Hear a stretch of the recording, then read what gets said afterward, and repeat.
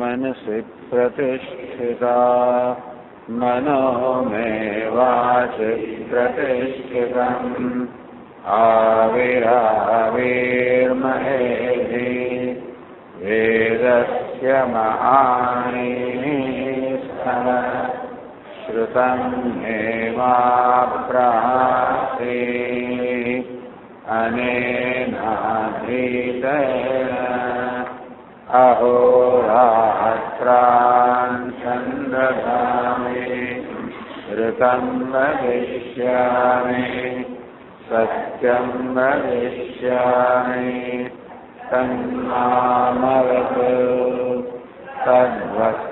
तद्वक्तारमवतु अवतु माम् अवतु वक्तारमवतु वक्तारम् ॐ शान्ति शान्ति शान्तिः श्रुतिस्मृतिपुराणानाम् आलयं करुणालयं नमामि भगवत्पादं शङ्करं लोकशङ्करं शङ्करं शङ्कराचार्यं केशवं बादरायणं सूत्रभाष्यकृतौ वन्दे भगवन्तौ पुनः पुनः ईश्वरो गुरुरात्मेति मूर्तिभेदविभागिने व्योमवद्व्याप्तदेहाय दक्षिणामूर्तये नमः। 56वां पाना पर तद्यथा शुरः शुरधानैव हि तस्यात् विश्वम्भरो वा विश्वम्भरकुलाये एवमेष प्रज्ञ आत्मा इदं शरीरमात्मानमनुप्रविष्टः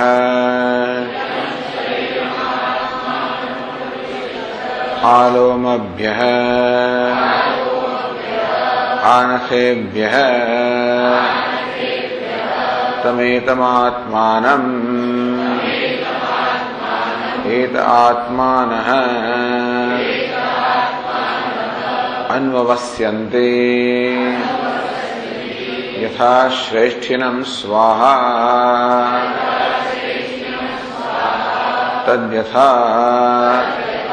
श्रेष्ठी स्वैर्भुंक्ते श्रेष्ठ ही नहीं पण श्रेष्ठी જોઈએ यथावा स्वाहा श्रेष्ठिनं भुंजन्ते न भुंजयन्ति पण भुंजन्ति જોઈએ ત્યાં વૈયા એક વધારાનો છે एवमेव एष प्रज्ञ आत्मा एतैः आत्मभिः भुंक्ते પછી યથાશ્રેષ્ઠી સ્વૈહી એ પણ વધારાનું છે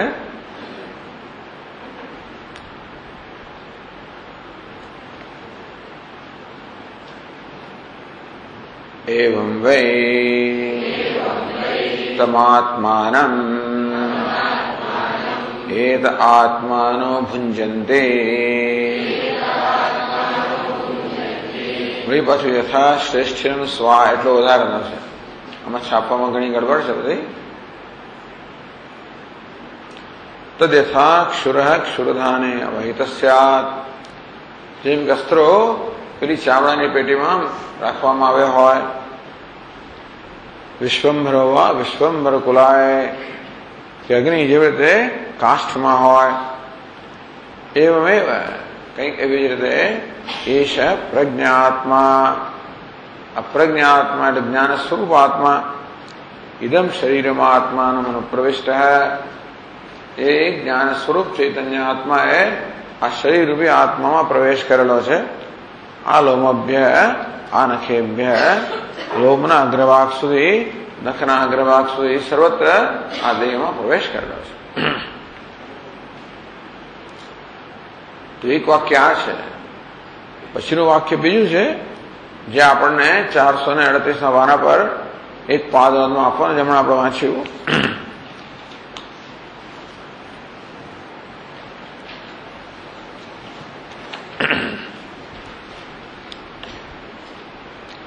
તો ગ્રંથકારે તાત્પર્ય સમજાવ્યો. આત્માએ આ દેહમાં પ્રવેશ કર્યો છે એનો શું અર્થ કરવાનો. 437 પાના પર કહ્યું આકાશે નભુપત્તિમ વા મહાકૃથા સ્વાત્મદેહગે હૃદયાકાશગેપ્યેવમ આનંદાત્મ સ્વરૂપિણી. રાજા અજાતશત્રુ કહે છે કે હે ગાર્ગ્ય,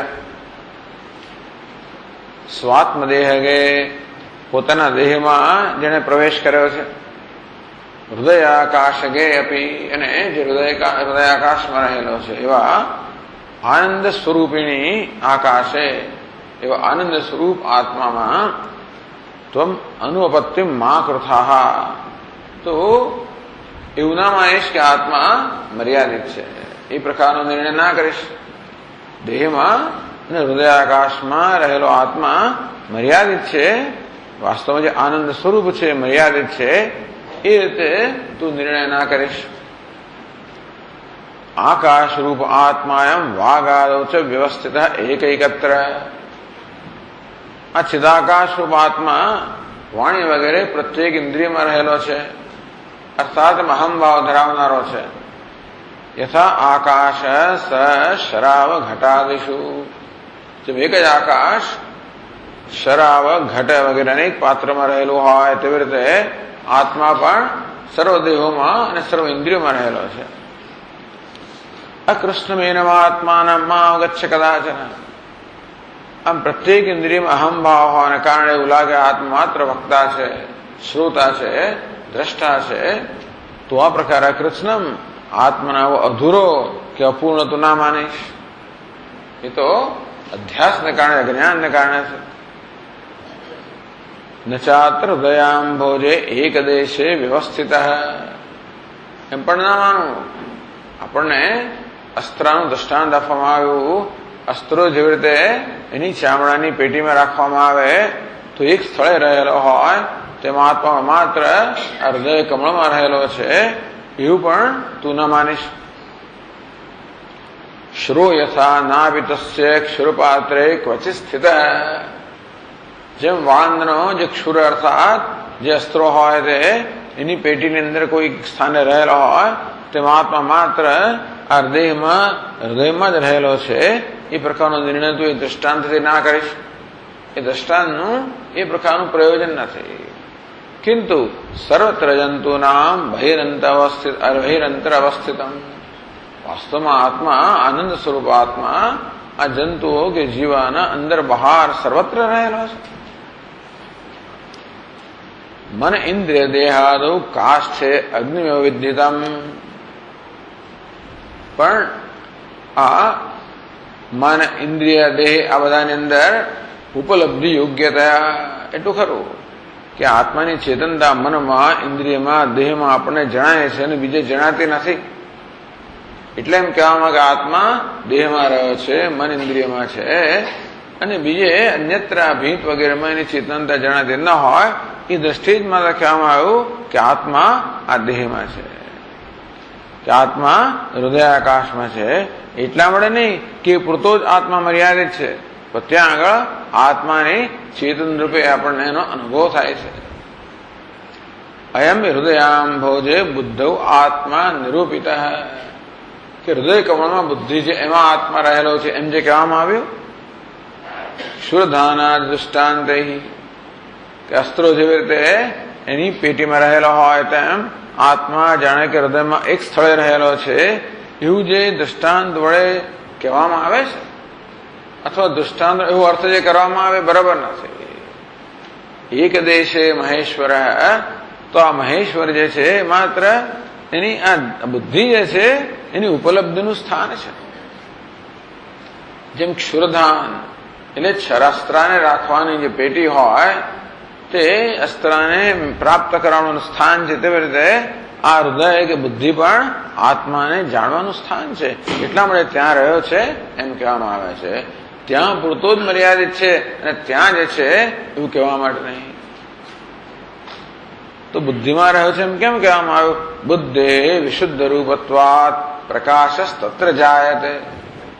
આ બુદ્ધિ જે છે એ વિશુદ્ધ સત્વની બનેલી છે, તેથી તત્ર પ્રકાશ જાયતે.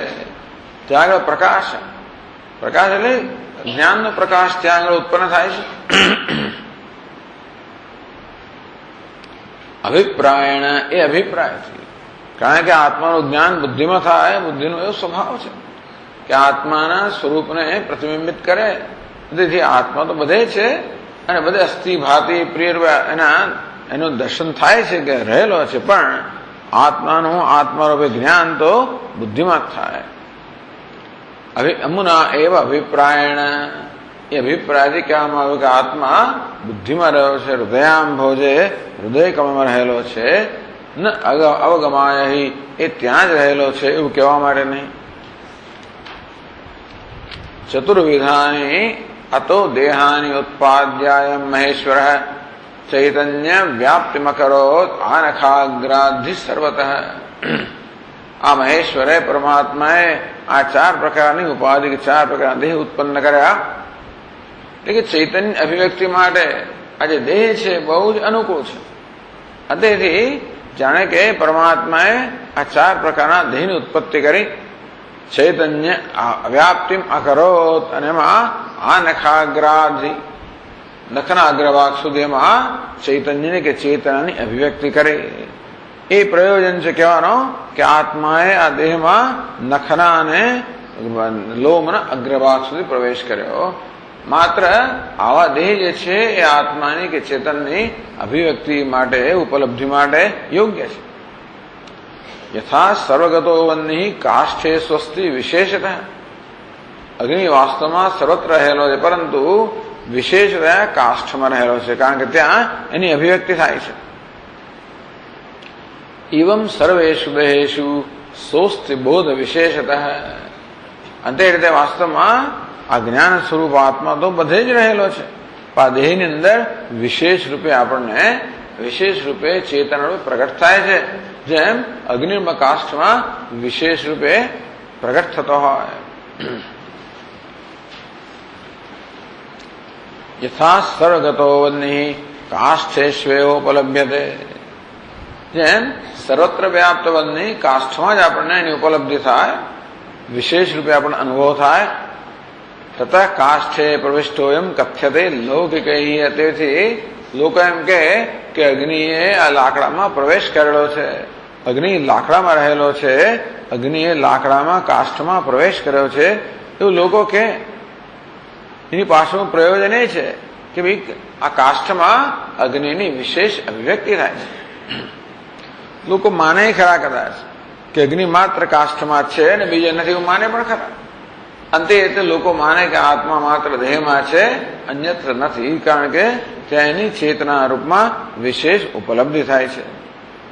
એવમ આકાશ આત્માયમ ચૈતન્યેનોપલભ્યતે. એટલે આકાશ સ્વરૂપ આત્મા એની ચેતનતા રૂપે અહીંયા ઉપલબ્ધિ થાય છે, અનુભવ થાય છે. આ નખાગ્રાશ શરીરેશુ. નખના અને લોમના અગ્રભાગ સુધી આ દેહોની અંદર પ્રવેશસ્તેન કથ્યતે. તેથી આ આત્માએ એમાં પ્રવેશ કર્યો છે એમ કહેવાય છે. આ બધા શ્લોકોમાં આ પ્રવેશ વાક્ય સમજાવે કે પ્રવેશ વાક્યનું પ્રયોજન ઉપલબ્ધિ હેતુ. આ દેહની અંદર આત્માની ચેતન રૂપે અભિવ્યક્તિ થાય છે, જ્યારે આત્મા સર્વત્ર રહેલો છે, પરંતુ આ દેહ સિવાયના પદાર્થોમાં હવે ચેતના રૂપમાં અભિવ્યક્તિ થતી ન હોવાના કારણે એમ કહેવામાં આવ્યું કે આત્માએ દેહમાં પ્રવેશ કર્યો લોમના નખના અગ્રભાગ સુધી. દેહની અંદર પણ હૃદય આકાશમાં જ્યાં બુદ્ધિ રહેલી છે ત્યાં આત્માની વિશેષ અભિવ્યક્તિ થાય. આત્મા સચ્ચિદાનંદ રૂપે પરમ બ્રહ્મ રૂપે અદ્વૈત રૂપે એની અભિવ્યક્તિ થાય માટે કહેવામાં આવે કે વિશેષ અભિવ્યક્તિ વળી હૃદયાકાશમાં છે, હૃદય કમળમાં છે, બુદ્ધિમાં છે. આ રીતે આ પ્રવેશ વાક્યનું જે પ્રયોજન છે એ ગ્રંથકારે સમજાવ્યો. પછી આપણે વાંચતા હતા આ 438 પાના પર 289 શ્લોક. એવં ઉપાધિભ્ય વિવેચિત આત્મા એવ સર્વેશ્વર ઇતિ બોધને. આ રીતે ઉપાધિથી જુદો કરેલો આત્મા, ઉપાધિમાં અહમભાવ ધરાવનાર આત્માને જીવ કહેવામાં આવે છે. અને તેથી ઉપાધિથી જુદો જાણવામાં આવેલો આત્મા જ મહેશ્વર છે, સર્વેશ્વર છે. ઇતિ બોધને, એવો બોધ કરાવવા માટે, તેવો બોધ પ્રાપ્ત કરવા માટે તત્વમ પદાર્થસ્ય સ્વરાટ ભાવે વ્યવસ્થાપન પરમ. આજે દૃષ્ટાંત આપણે વાંચતા હતા કે જેવી રીતે કે તમે એતમ આત્માનમ એ તે આત્માન અન્વવસ્યંતી. આ બીજા બધા આત્માઓ છે, વાઘ વગેરે ઇન્દ્રિયો જે છે એ બધા ગૌણ આત્માઓ છે, એ આ મુખ્ય આત્માને અનુસરીને નિશ્ચય કરતા હોય છે. એ નિશ્ચયમાં અને ભોગમાં આ ગૌણ આત્માઓ મુખ્ય આત્માનું અનુસરણ કરતા હોય છે. યથા શ્રેષ્ઠિનમ સ્વાહા. જેમ કે શ્રેષ્ઠ પુરુષ હોય કે ધનવાન પુરુષ હોય, જે ઘણા બધાને આશ્રય આપતો હોય, તો એના પર આશ્રિત જે એના આસપાસના અનેક લોકો છે એ શ્રેષ્ઠનો કે આ શ્રેષ્ઠ પુરુષનો જેવો નિર્ણય હોય એને અનુસરીને નિર્ણય કરતા હોય છે. તે રીતે આ ગૌણ આત્માઓ બધા જે છે ઇન્દ્રિય વગેરે એ પણ મુખ્ય કે ચૈતન્ય આત્માને અનુસરીને જાણે કે નિર્ણય કરે છે. અને ભોગમાં પણ તદ્યથા શ્રેષ્ઠી સ્વૈહી ભૂંગતે. જેમ શ્રેષ્ઠ પુરુષ પોતાના પરિવારજનો હોય કે પોતાના આશ્રિતો હોય એની સાથે ભૂંગતે ભોગવતો હોય, ભોજન કરતો હોય. યથાવા સ્વાહા શ્રેષ્ઠિનમ ભુંજંતી. અથવા તો જેવી રીતે એમ કહેવાય શ્રેષ્ઠી પેલા લોકોને ભોગવી રહ્યો છે કે પેલા એને ભોગવી રહ્યા છે, એ ન હોય તો એમને કઈ ખાવાનું મળવાનું નથી, એ દ્રષ્ટિએ એમને ભોગવી રહ્યા છે. એવમેવ એશ પ્રજ્ઞાત્મા એતૈ આત્મભિ ભુંક્તે. આ પ્રજ્ઞા અર્થાત જ્ઞાન સ્વરૂપ આત્મા જે સચ્ચિદાનંદ છે એ સ્વયં તો વિષયો ભોગવી ન શકે. ઇન્દ્રિયો દ્વારા એ વ્યાપ્ત થાય, એ દ્વારા જ વિષયનો સંપર્ક કરી શકે અને એ દ્વારા જ ભોગવી શકે. એટલે આત્મા ઇન્દ્રિયો દ્વારા ભોગવી રહ્યો છે એમ કહેવાય. ઇન્દ્રિયો પણ વિષયો ભોગવી ન શકે, આત્માની ચેતનતા એમનામાં ન હોય તો ઇન્દ્રિયો પણ આત્મા દ્વારા ભોગવી રહી છે એમ કહેવાય. આત્મા ઇન્દ્રિય દ્વારા ભોગવી રહ્યો છે ભોક્તૃત્વ. ઇન્દ્રિયો પણ ભોગનું કારણકાર બને આત્માની ચેતનતા એમના વ્યાપેલી હોય ત્યારે. પરસ્પર જાણે એકબીજાને ભોગવે છે. એ પ્રકારે દૃષ્ટાંત આપવામાં આવ્યું. તો આ શ્રેષ્ઠીનું અને એના પરિવારજનોનું એટલે કહે છે કે તત્વમ પદાર્થસ્ય સ્વરાટ ભાવે વ્યવસ્થાપન પરમ. આજે આવું જે વાક્ય પણ આપણે વાંચ્યું શેના માટે છે? તત્વમ પદાર્થસ્ય. આ તત્ અને ત્વમ પદાર્થ મહેશ્વર તત્પદાર્થ છે. આ જીવાત્મા ત્વમ પદાર્થ છે એક જ છે. એ સ્વરાટ વાસ્તવમાં એમનું તત્વ જે સ્વરાટ છે, સ્વયં પ્રકાશ પરમાત્મા છે. વ્યવસ્થાપન પરમ. અહીંયા તત્ અને ત્વમ આ બંનેમાં રહેલો પરમાત્મા વાસ્તવમાં સ્વપ્રકાશ ચૈતન્ય છે, પરમાત્મા છે. એ જ બોધ કરાવવા માટે, એવી રીતે બોધ થાય તે માટે આ વાક્ય છે. આજે સ્વ શ્રેષ્ઠી ને સ્વનું વાક્ય છે એને માટે છે. ઇત્યાદિ આત્મા એટલે તમે તમ ઇત્યાદિ આત્માનમ ભુંજંતી જે વાક્ય પાદનો એકમાં આપવામાં આવ્યું. ઇતિ અંતમ વાક્યમ વ્યાચષ્ટે. એ વાક્યની હવે ગ્રંથકાર વ્યાખ્યા કરે છે. મન ઇત્યાદિ દ્વાદશભિ. પછીના 12 શ્લોકોમાં આ વાક્યની વ્યાખ્યા કરે છે. તો 289 શ્લોકમાં કહે છે 438 પાના પર મન ઇન્દ્રિય દેહાદૌ संघाते विक्रियास्ति प्रज्ञा कापि न तस्मिन् हि हित्वा प्राज्ञं महेश्वरम्।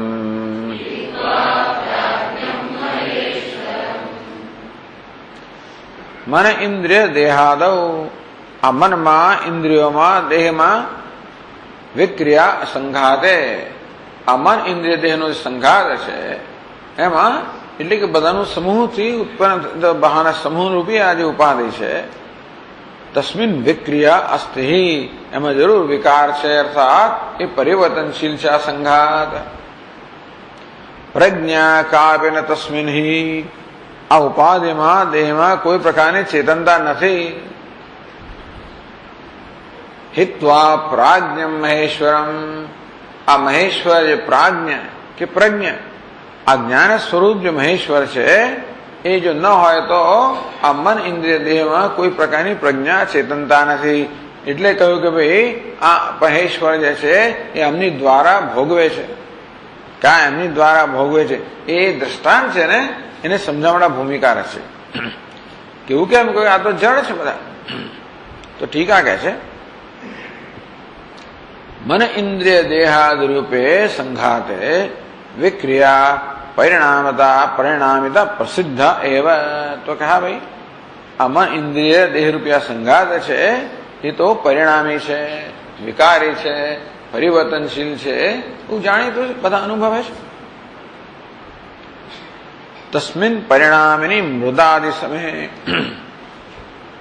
आ संघात तो है परिणामी अर्थात परिवर्तन प्राप्त थनारो छे बदलानारो छे विकारी छे।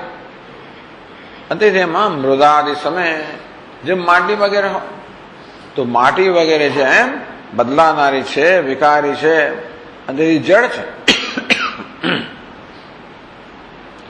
ते रीते आ उपाधि पण टूंकमां जे कई यद विकारी जे के विकारी होय परिणामी होय परिवर्तनशील होय ए जड़ होय જેમ કે મૃત જેમ કે માટી। તો દેહ ઇન્દ્રિય મન પણ પરિણામી છે માટે જડ છે માટીની જેમ નક્કી થઈ ગયું। એમાં કા બી પ્રજ્ઞા નાશે કોઈ પ્રકારની ચેતનતા નથી। મુખ્ય ગૌણીવા મુખ્ય અર્થમાં ચેતનતા નથી કે ગૌણ અર્થમાં પણ નથી। ન વક્તુમ શક્યા आ उपाधि में कोई प्रकार की चेतनता हो कहू शक्य नहीं। मुख्य अर्थ में कि गौण अर्थ में चेतनता हो कहू शक्य नहीं। जेम के पंखा में कोई प्रकार की चेतनता नहीं मुख्य चेतनता वीजળી में ज छे। वीजળી पंखा द्वारा फरे छे पंखो वीजળી द्वारा फरे छे। वीजળી फरवा माटे पंखो जोईए पंखा फरवा माटे वीजળી जोईए पण आ पंखा में जे चेतनता है जे क्रियाशक्ति है ये सर्व रीते वीजળી ने आधारित है। हित्वा प्राज्ञम महेश्वरम आ वीजળી रूपी महेश्वर सिवाय आ पंखा में मुख्य कि गौण कोई प्रकार की चेतनता नहीं। यद्यपि चैतन्य अविवेक काले तेषु गौणी आध्यात्मिकी प्रज्ञा आसीद ज्यां सुधी आत्म अनात्म विवेक थयो न हतो ત્યાં સુધી એમ કહેવામાં આવતું હતું કે અનાત્મા અર્થાત ઉપાધિમાં ગૌણ અર્થમાં ચેતના છે। આ બધા દેહમાં ચેતના છે ગૌણ અર્થમાં એવું ત્યાં સુધી સ્વીકારવામાં આવતું હતું। વિવેક કાલે હતું પણ જ્યારે વિવેક કરવામાં આવે એટલે કે બેને જુદા પાડવામાં આવે એટલે હવે સ્પષ્ટ સમજાયું કે ચૈતન્ય ચેતનતા તો પ્રાજ્ઞ આત્મામાં જ છે મહેશ્વરમાં જ છે।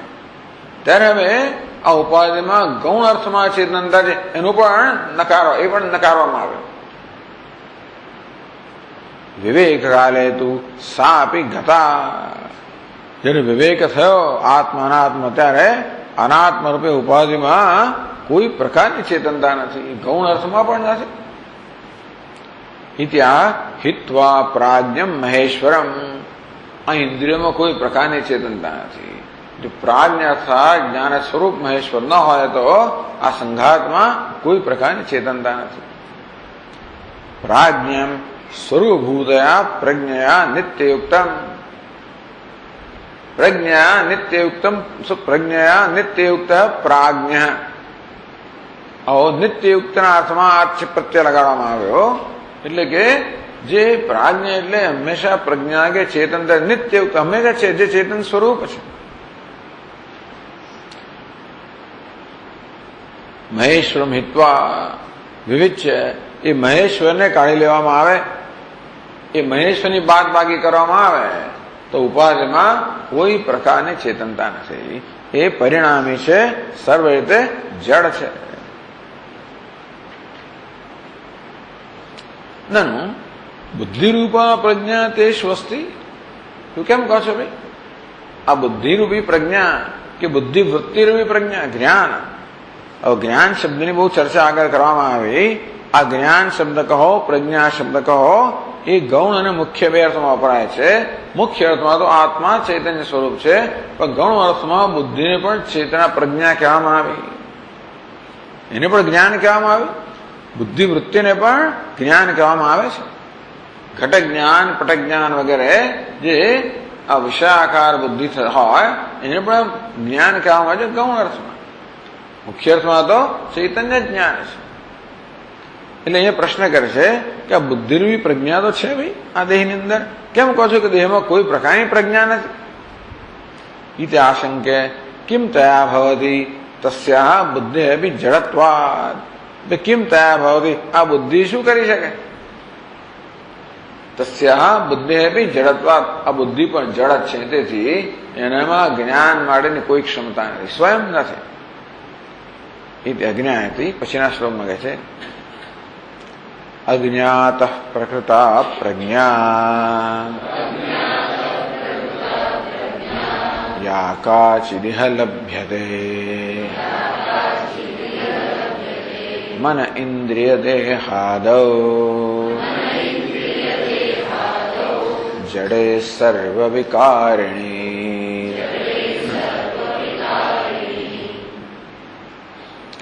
પ્રકૃતા પ્રજ્ઞા આ જે બુદ્ધિ જેને પ્રજ્ઞા કહેવામાં આવે છે અતઃ અજ્ઞા એ પણ જડ જ છે. યા કાચિદેહ લભ્યતે બુદ્ધિમાં પણ જે કઈ ચેતનતા જણાય છે. મને ઇન્દ્રિય દેહાદૌ જડે સર્વ વિકારિણી તેથી આ જડ છે, સર્વ વિકારી છે. આ ઉપાધિમાં જે કઈ દેખાય છે પણ જડ જ છે. કે છે અતઃ ચિદ વ્યતિરિક્ત જડત્વાદ એવ અતઃ અજ્ઞા અતઃ એટલે તે કારણથી. કયા કારણથી? ચિદ વ્યતિરિક્ત જડત્વાદ ચિત અર્થાત ચૈતન્યથી જુદું જે કંઈ હોય, જેમ કે આમ દેહ મન ઇન્દ્રિયોપી સંઘાત છે એ ચૈતન્ય વ્યતિરિક્ત જો હોય તો જડત્વાદ એ સ્વયં તો જડ છે. જેમાં મોટર વગેરે સ્વયં જડ છે, વીજળી વગર એમાં કશું હલન ચલન કરવાની કોઈ ક્ષમતા નથી. અત્યારે આટલું ફરે થોડુંક તો ફર, આપણે કહેલા થોડુંક તો કર ભાઈ. ઘરમાં કડકડાટ બોલી તો પરીક્ષામાં થોડુંક તો લખ્યા જરાય નહીં. એવી રીતે વીજળી ના હોય તો મોટે કીધું થોડુંક તો ફર, જરા નહીં. હલન ચલન જરાય પણ ના કરી શકે, જરાય ના કરી શકે. કેમ? કારણ કે તદ્દન જડ છે. તે તો ઉપાધિમાં જ કોઈ પ્રકારની ચેતનતા નથી. મને ઇન્દ્રિય દેહાદૌ જડે સર્વ વિકાર આશ્રય આ બધા વિકારનો આશ્રય વિકારી. મન ઇન્દ્રિય દેહ જે વિકારી છે યા કાચિત પ્રકૃતા બુદ્ધિરૂપા પ્રજ્ઞાસ્તિ એમાં જે કોઈ અત્યાર સુધી જેની વાત કરવામાં આવી કે ભાઈ આમાં બુદ્ધિરૂપી પ્રજ્ઞા છે એ ગૌણ અર્થમાં કહેવામાં આવ્યું. અજ્ઞા એવ જડા એવ એ પણ અજ્ઞાની છે, એ જ્ઞાન નથી, જ્ઞાન નથી, અજ્ઞાન જ છે. એ ચૈતન્ય નથી, જડ જ છે. બુદ્ધિ પણ જડ છે. પરિણામિત્વ અવિશેષાદિ ભાવ યત પરિણામે તદ જડમ જે કોઈ પરિણામી હોય, વિકારી હોય, પરિવર્તનશીલ હોય, બદલાનારું હોય એ જડ જ હોય. તો બુદ્ધિ પણ ગમે તેવી મહાન કેમ ના હોય? એ કેવી છે? પરિણામી છે, પરિવર્તનશીલ છે. બુદ્ધિની વૃત્તિ સતત બદલાયા કરતી હોય છે, મળે એ પણ જડ છે.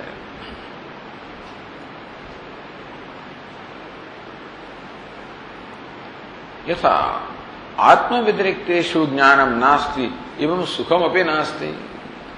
આત્માથી વ્યતિરિક્ત જે હોય જેમ જ્ઞાન નથી તેમ સુખ પણ નથી. તો એ વાત પછીના શ્લોકમાં કહે છે એવમ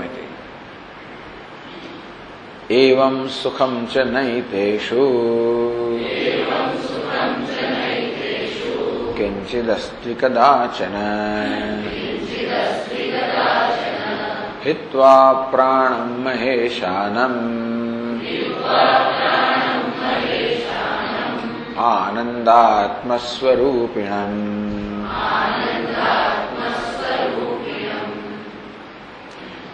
एवं सुखम च न एतेषु किंचिदस्ति कदाचन. એ રીતે જરા પણ અને ક્યારેય પણ આ દેહ મન ઇન્દ્રિયમાં જરા પણ ને ક્યારેય પણ સુખ નથી. એતેષુ આત્મ વ્યતિરિક્તેષુ. આત્માને બાદ બાકી કરવામાં આવે તો આત્મા વગર આ સંઘાતમાં કિંચિત જરા પણ કદાચ ક્યારેય પણ સુખ કોઈ પ્રકારનું નથી. હિત્વા પ્રાણમ મહેશાનમ. વળી પાછું એ જ કહ્યું કે આ પ્રાણ ઉપલક્ષિત મહેશ્વર જે છે પરમાત્મા છે ચૈતન્ય સ્વરૂપ આત્મા છે. હિત્વા એના વગર આનંદાત્મ સ્વરૂપિણમ. વાસ્તવમાં આ ચૈતન્ય આત્મા આનંદ સ્વરૂપ છે. એના વગર આ ઉપાધિમાં કોઈ પ્રકારનું સુખ ક્યારેય પણ નથી. એમના સુષુપ્તિમાં કોઈ અવસ્થામાં સમાધિમાં કોઈ અવસ્થામાં આમાં ક્યારેય સુખ નથી. સુખ તો માત્ર આત્માનો સ્વભાવ છે.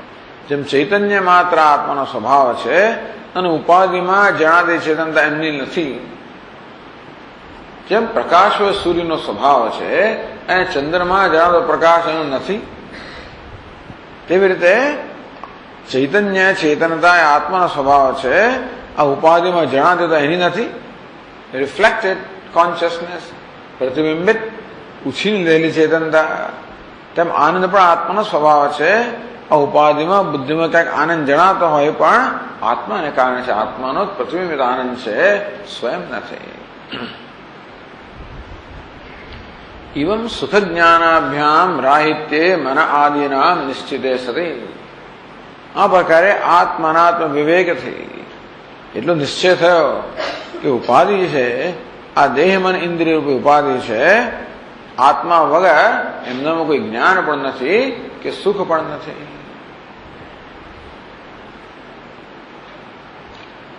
તેષુ જ્ઞાનમ સુખમ વા ભાસતે તત્સર્વમ આત્મ પ્રસાદ લભ્યમ. આપ પશુ બુદ્ધિમાં ઇન્દ્રિયમાં કોઈ પ્રકારનું ચેતનતા નથી કે સુખ પણ નથી, તો ત્યાં ચેતનતાનો અને સુખનો અનુભવ થાય છે. એ તો ખરું જ ને. તો કે આત્મ પ્રસાદ લભ્યમ. એ આત્માના પ્રસાદથી આત્માની કૃપાથી જશે. આત્મા જ કૃપા કરે, આત્મા જ બુદ્ધિમાં પ્રતિબિંબિત થાય ત્યારે ત્યાં આપણને ચેતનતાનો અને આનંદ અનુભવ થાય. એ વાત કરે છે પછીના શ્લોકમાં. સુખ પ્રકાશ રૂપોયમ આનંદાત્મા મહેશ્વર મન ઇન્દ્રિય દેહાદીન સુખ જ્ઞાન વિવર્જિતાન કુરુતે સ્વાત્મ સંપત્ત્યા સુખ જ્ઞાન વિભાગિનઃ.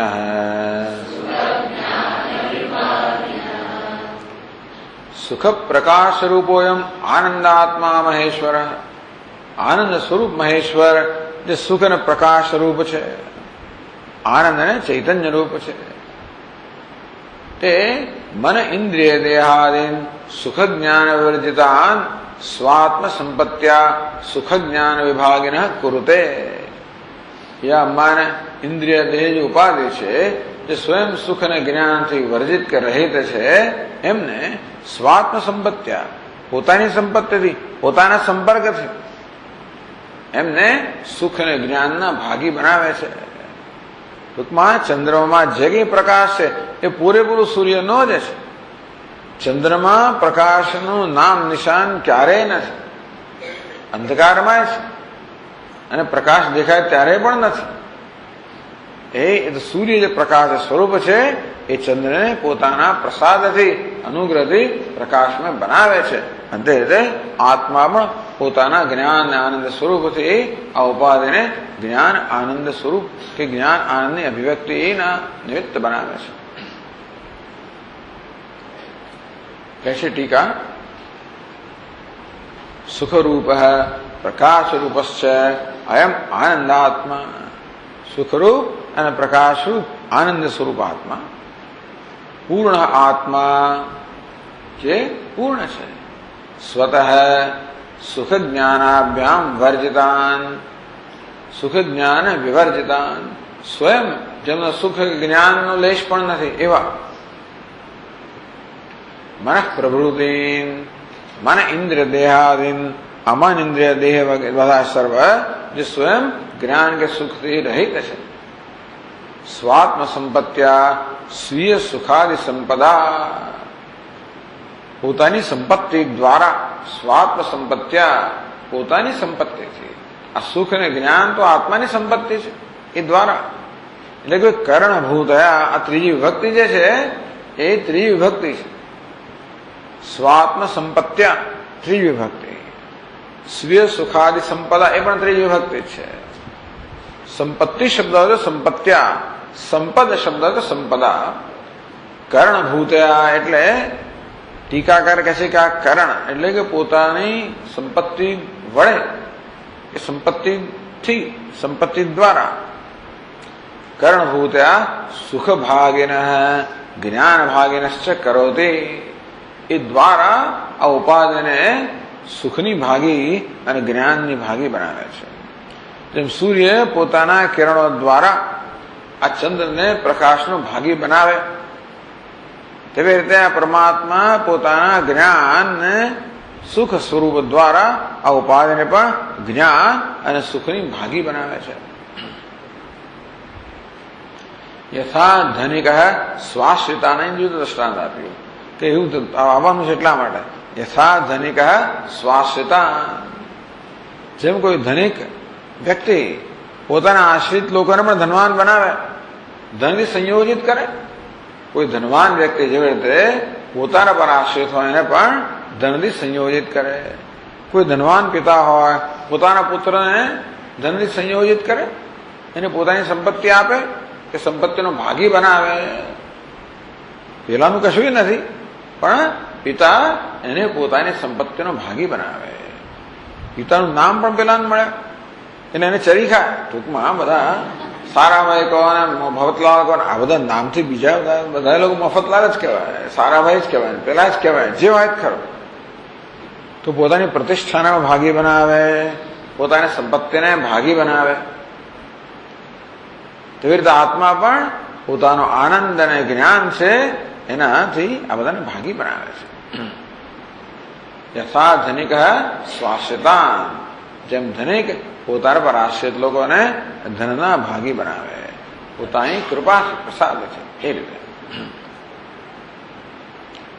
એવમ તાત્પર્યાર્થમ પ્રદર્શ્ય આખો પછીનો જે આખો વાક્ય અંશ છે એને વાક્ય ખંડ એનું તાત્પર્ય બતાવી દીધું કે કેવી રીતે આત્મા આ ઉપાધિને સુખ અને જ્ઞાનની ભાગી બનાવે છે, જે ઉપાધિ સ્વયં એના વગરની છે.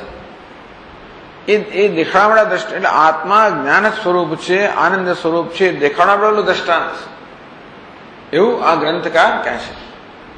એવમ તાત્પર્યાર્થમ પ્રદર્શ્ય પછીનો જે ગ્રંથ છે કે આ વાક્ય અંશ છે કે વાક્ય ખંડ છે એનું તાત્પર્ય અર્થ છે બતાવીને તત્ર વાક્યમ સમન્વિતમ કરોતિ. હવે જે તમે તમાત્માનમ એતે આત્માન અન્વવસ્યંતી એ વાક્ય જે છે ને એને સમન્વિતમ કરોતિ એનો સમન્વય બતાવે છે. કેવી રીતે એક જ અર્થ ધરાવનારો છે. જે અર્થ મેં તમે કહ્યો એ જ અર્થ એ વાક્યનો છે એ બતાવે છે. એ તમે તે એતમ સર્વપ્રિયતમમ પ્રજ્ઞાનંદાત્મરૂપિણમ નિત્યબોધેન જાનંતમ અનુજાનંતિ દેવતા. દૃષ્ટાંતમાં કહેવામાં આવ્યું કે શ્રેષ્ઠીને અનુસરીને બીજા બધા જે છે એ નિર્ણય કરતા હોય, એટલે જ્ઞાન પ્રાપ્ત કરતા હોય. શ્રેષ્ઠીને અનુસરીને બીજા બધા ભોગવતા સુખ પ્રાપ્ત કરતા હોય. આ શ્રેષ્ઠીમાં જે જ્ઞાન ને સુખ છે એના ભાગી એના આશ્રિત બનતા હોય, તેમ આત્માનું જ્ઞાન ને સુખ છે એના ભાગી આ ઉપાધિ આ ઇન્દ્રિય વગેરે બનતા હોય છે. આટલો દ્રષ્ટાંતનો અર્થ સમજાવે. એતમ સર્વપ્રિયતમમ પ્રજ્ઞાનંદાત્મરૂપિણમ. પ્રજ્ઞ આનંદ આત્મરૂપિણમ. પ્રજ્ઞા અને આનંદ એટલે જ્ઞાન ને આનંદ જેનું સ્વરૂપ છે. સર્વપ્રિયતમમ એને કારણે સૌથી વધારે પ્રિય છે એવો આત્મા. એતમ નિત્ય બોધે ને જાનંદ હંમેશા જાણે છે. આત્મા હંમેશા જાણે છે. તો કે જાણે છે નિત્ય બોધે ને જાનંતમ. એનું બોધ તો સ્વરૂપ છે. જાણવા માટે ઇન્દ્રિય દ્વારા આત્મા જાણે છે એમ કહેવાય, પણ આત્મા જાણે છે ગૌણ અર્થમાં. કઈ રીતે? નિત્ય બોધેન. બોધ અર્થાત જ્ઞાન સ્વરૂપ છે. એ જ્ઞાન સ્વરૂપને કારણે આત્મા હંમેશા જ્ઞાતા છે એમ કહેવાય.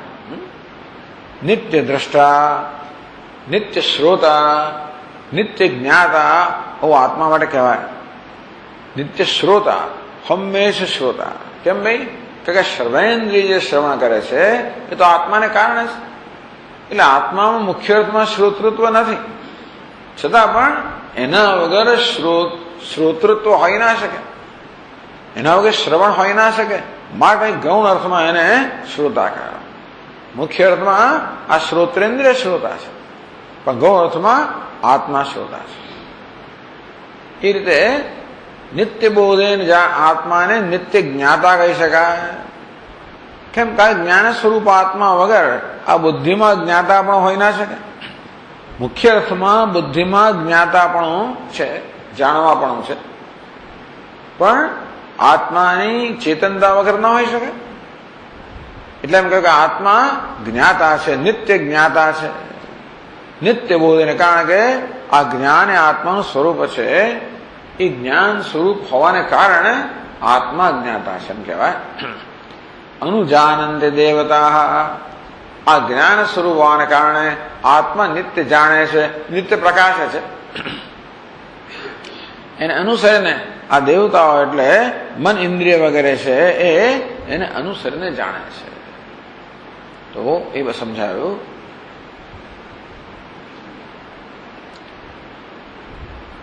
તો એતમ જે તમ એતમ આત્માનમ. એતમ એટલે કયું? સર્વપ્રિયતમમ પ્રજ્ઞાનંદાત્મ રૂપિણમ આત્માનમ. कैसे કે એતમ સ્વાત્મ સંપત્ત્યા પરાન સુખ જ્ઞાન ભાગિન કુર્વાણમ આત્માનમ. આત્મા જે પોતાના સ્વરૂપભૂત જ્ઞાન એ સ્વરૂપભૂત આનંદ દ્વારા આ મન ઇન્દ્રિય વગેરેને જ્ઞાન અને સુખના ભાગી બનાવે છે એ આત્મા. એતમ શબ્દનો અર્થ સમજાવ્યો. એતમ જે શ્રુતિમાં છે એ વાપરીને એનો અર્થ સમજાવે. આ પછી કહ્યું પ્રજ્ઞાનાનંદ રૂપિણમ આનંદાત્મક રૂપત્વાત સર્વપ્રિયતમમ. આત્મા પ્રિયતમ છે. બીજી વસ્તુ પ્રિય ખરી, પણ આત્મા કેવો છે? પ્રિયતમ છે. કે બીજી બધી જગ્યાએ જે પ્રેમ છે પણ આત્માને કારણે છે. આત્મા એ લોકોને પોતાનું સુખ આપીને સુખના ભાગી બનાવે છે. આત્મા આ જગતના વિષયોને પણ સુખના ભાગી બનાવે છે. એમના પણ સુખ પ્રદાન કરવાની ક્ષમતા આપે છે. આઈસ્ક્રીમ ખાઈએ એની મીઠાશ તો ખાંડને કારણે જ છે, પણ મીઠાશ આઈસ્ક્રીમને યશ આપે છે. આઈસ્ક્રીમ મીઠો છે, ખરેખર આ ખાંડ એને મીઠાશનું ભાગી બનાવે છે. તેવી રીતે આત્મા પ્રિયતમ છે, પણ બીજા બધાને પોતાનો આનંદનો અંશ આપી આપીને બીજાને પણ પ્રિય બનાવે છે, અથવા તો પ્રેમના ભાગી બનાવે છે. કે લો ભાઈ, એટલે આનંદાત્મક રૂપત્વાત સર્વપ્રિયતમ. આનંદ સ્વરૂપ હોવાને કારણે આત્મા જે સર્વપ્રિયતમ છે. દેવતા, આ બધા દેવતાઓ કયો? અધ્યાત્મ અધિદૈવ ભિન્ના વાગાદ્યા. આ દેવતાઓ એટલે કે આ વાણી વગેરે ઇન્દ્રિયો. અધ્યાત્મ અધિદૈવ ભિન્ના, અધ્યાત્મમાંથી અધિદૈવમાંથી જુદા કરેલા આ દેવતાઓ. અધિદૈવ એટલે કે સમષ્ટિ, અધ્યાત્મ એટલે કે વ્યષ્ટિ. જેમ કે અગ્નિ વાગ ભૂત્વા મુખમ પ્રાવિશત, અગ્નિ વાગ ભૂત્વા મુખમ પ્રાવિશત. આ સમષ્ટિ અગ્નિ છે એ વાણી બનીને મુખમાં પ્રવેશ કર્યો, એ સમષ્ટિ વ્યષ્ટિ બની ગયો. જે અધિદૈવ હતો એ અધ્યાત્મ બની ગયો. તો અધિદૈવ અને અધ્યાત્મ જે છે એમાં ચેતનતા છે, એટલે એને એના સિવાય આ જે વાઘ ઇન્દ્રિય વગેરે જે છે એ દેવતા વગર, એના પ્રસાદ વગર તો જળ છે.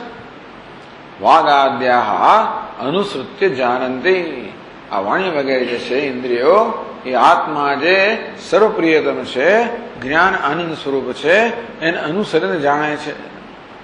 વ્યવસાયમ લભંતે ન સ્વતંત્રા, પોતાનો વ્યવસાય એટલે કે આ શ્રોત્રેન્દ્રિય સાંભળે છે, આ ચક્ષુ ઇન્દ્રિય જુએ છે. શ્રોત્રસ્ય શ્રોત્રમ, મનસ મનઃ, પ્રાણસ્ય પ્રાણ, ચક્ષુષ ચક્ષુ. આમ શ્રોત્ર, મન, પ્રાણ, ચક્ષુ આ બધા પોતાનો વ્યવસાય પ્રવૃત્તિ ક્યારે કરી શકે? આત્માનો પ્રસાદ જયારે હોય ત્યારે. ન સ્વતંત્ર, આ શ્રોત્રેન્દ્રિયમાં સ્વયં સાંભળવાનું કોઈ સામર્થ્ય નથી. સામર્થ્યહીનત્વાદ, શ્રોત્રેન્દ્રિયમાં સ્વયં કોઈ સાંભળવાનું સામર્થ્ય નથી. ચક્ષુ ઇન્દ્રિયમાં સ્વયં જોવાનું સામર્થ્ય નથી, સ્વયં સામર્થ્યહીન છે. હવે ઘણી વાર પેલો પટાવાળો દાદાગીરી કરી જાય આપણી પાસે. આપણે જઈએ ને, ભલે તમે ગમે તેટલા મોટા હો ને તમારા ઘરની અંદર, અરે મોટો ફેક્ટરીનો માલિક હોય ને ગયો ધારો કે કોઈ માણસ ના હોય નહીં ગયો તો પટાવાળો એના પર દાદાગીરી કરે. સ્વયં સામર્થ્યહીન, અલા શું કહેવાય ને, 5 પૈસાનો આવું કંઈક કહે ને, ત્યાં દાદાગીરી કરે. એકવાર વિષ્ણુ ભગવાન શિવજીને મળવા ગયા, તો શિવજીના ગળામાં લટકતા પેલા નાગ છે ને, પેલા ગરુડ પર બેસીને ગયેલા ને, એની સામે આમ ફૂફાડા મારે. એટલે ગરુડ કે ભાઈ તું ત્યાં બેઠો છો એનું આ પરિણામ, બાકી તારામાં શું સામર્થ્ય છે? તો સ્વયં સામર્થ્યહીન, પણ આત્માના પ્રસાદને કારણે આ બધી ઇન્દ્રિયો વગેરે પણ સાંભળવાનું, જોવાનું આ બધું સામર્થ્ય પ્રાપ્ત કરે છે. એટલે કે એમને અનુસરીને વ્યવસાય કરે છે. અન્વવસ્યંતી, આત્માને અનુસરીને વાસ્તવમાં એનો વ્યવસાય છે, નિર્ણય છે. એમની શક્તિ છે, સાંભળવા પણ જોવા પણ બધું આત્માને અનુસરીને છે, આત્માની કૃપાથી છે. અનુસતત સર્વાત્મ પ્રસાદ લભ્યમ, સર્વમ આત્મ પ્રસાદ લભ્યમ. એ બધા આત્માના પ્રસાદથી, આત્માની કૃપાથી છે. કે આત્માને અનુસરીને કહેવાનો અર્થ એ છે કે આત્માની કૃપાથી છે. પેલા દાષ્ટાંત કહી દીધું. તત્ર હવે એટલે વાક્યને એની સમન્વય બતાવ્યો. તત્ર દૃષ્ટાંત ભાગમ વિવૃણુતે, કારણ કે શ્રુતિમાં એવું જ કર્યું. તમે એતમાત્માનમ એતે આત્માન અન્વવસ્યંતી, દાષ્ટાંત પહેલા કહી દીધું, પછી દૃષ્ટાંત કહે છે. તદ યથા શ્રેષ્ઠી સ્વયી ભૂંગતે, ત્યાં દૃષ્ટાંત પછી આવે ને, અહીં પણ એટલે દૃષ્ટાંત ભાગમ વિવૃણુતે, દૃષ્ટાંતનો જે ભાગ છે એનું વિવરણ કરે છે. સમ્યક એટલે દ્વાભ્યામ, 2 શ્લોકોમાં. સમ્યક વા વિપરીતમ વા જાનંતમ ધનિનમ યથા અનુજાનંતિ મનુજાઃ તદીયા સર્વતઃ સ્થિતાઃ.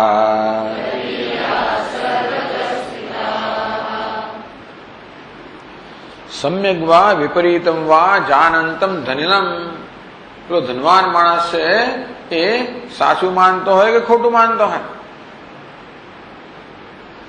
મનુજા તદીયા મનુજા સર્વતઃ સ્થિતા તમેવ અનુજાનંતી, એની આસપાસ રહેલા જે મનુજા બીજા માણસો છે એના આશ્રિત છે, એ બધા એની હામાં હા પુરાવનારા જ હોય. રાવણ પૂછે પેલા એના સચિવને કે શું કહેવાનો હતો? રાવણે કહ્યું કે ભાઈ મને જરા હવે તમે લોકો જરા સલાહ આપો કે જો આ શત્રુનું સેના તો આવી ગઈ છે અને હવે તો એ પાર કરી ગઈ છે, શું કરવાનું છે, શું ચિંતા કરો છો તમે? માણસો ને વાનરો આ તો બધા આપણો આહાર છે, શું ચિંતા કરવી? એમ કરીને હવે ગફલતમાં જ રાખો. આવી હાયા કરનારા, ખુશામત કરનારા હોય. પેલો રાવણ કહે ચલો લડવું જોઈએ, તો કે હા લડવું જ જોઈએ. હવે લડવાનું છે તો કે જરૂર નથી. આવી રીતે તો અહીંયા પણ સમ્યક વા વિપરીતમ વા, આજે સાહેબ છે એ સાચું જાણતા હોય, સાચો નિર્ણય કે ખોટો હોય, આસપાસના બધા એનું અનુસરણ કરે. અનુસરણનું દ્રષ્ટાંત છે, જે વધારે કઈ નથી. કઈ ટીકાકાર યથા ધનિનમ અનેકૈ ઉપજીવ્યત્વેન પ્રશસ્ત ધનવંતમ. પ્રશસ્ત ધનવાન ધની, તો પ્રશસ્ત એટલે પ્રચુર માત્રામાં ધન ધરાવનારને આપણે ધની કહીએ. 2-4-5 રૂપિયા ખિસ્સા માટે ધની ના કહેવાય.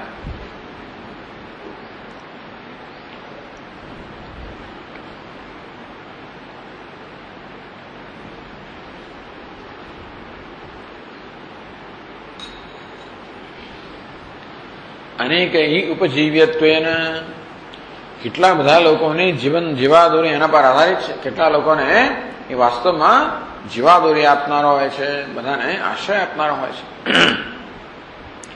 પ્રશસ્ત ધનવંતમ, તેથી એ ધનવાન પણ ખરો, જોડે એટલે પ્રશસ્ત પ્રશંસનીય ધનવાન પણ ખરો, ઘણા લોકોને આધાર પણ આપનારો છે, અથવા પ્રકૃષ્ટ માત્રામાં ધન ધરાવનારો.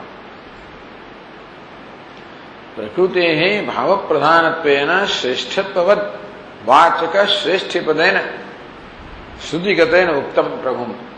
તો શ્રુતિમાં શ્રેષ્ઠી શબ્દનો પ્રયોગ થયો, અહીંયા આગળ ધની એવા શબ્દનો પ્રયોગ થયો. શ્રેષ્ઠી માટે ધની શબ્દ વાપરો. શ્રેષ્ઠી જે શ્રેષ્ઠ છે તે કયા કારણે શ્રેષ્ઠ છે?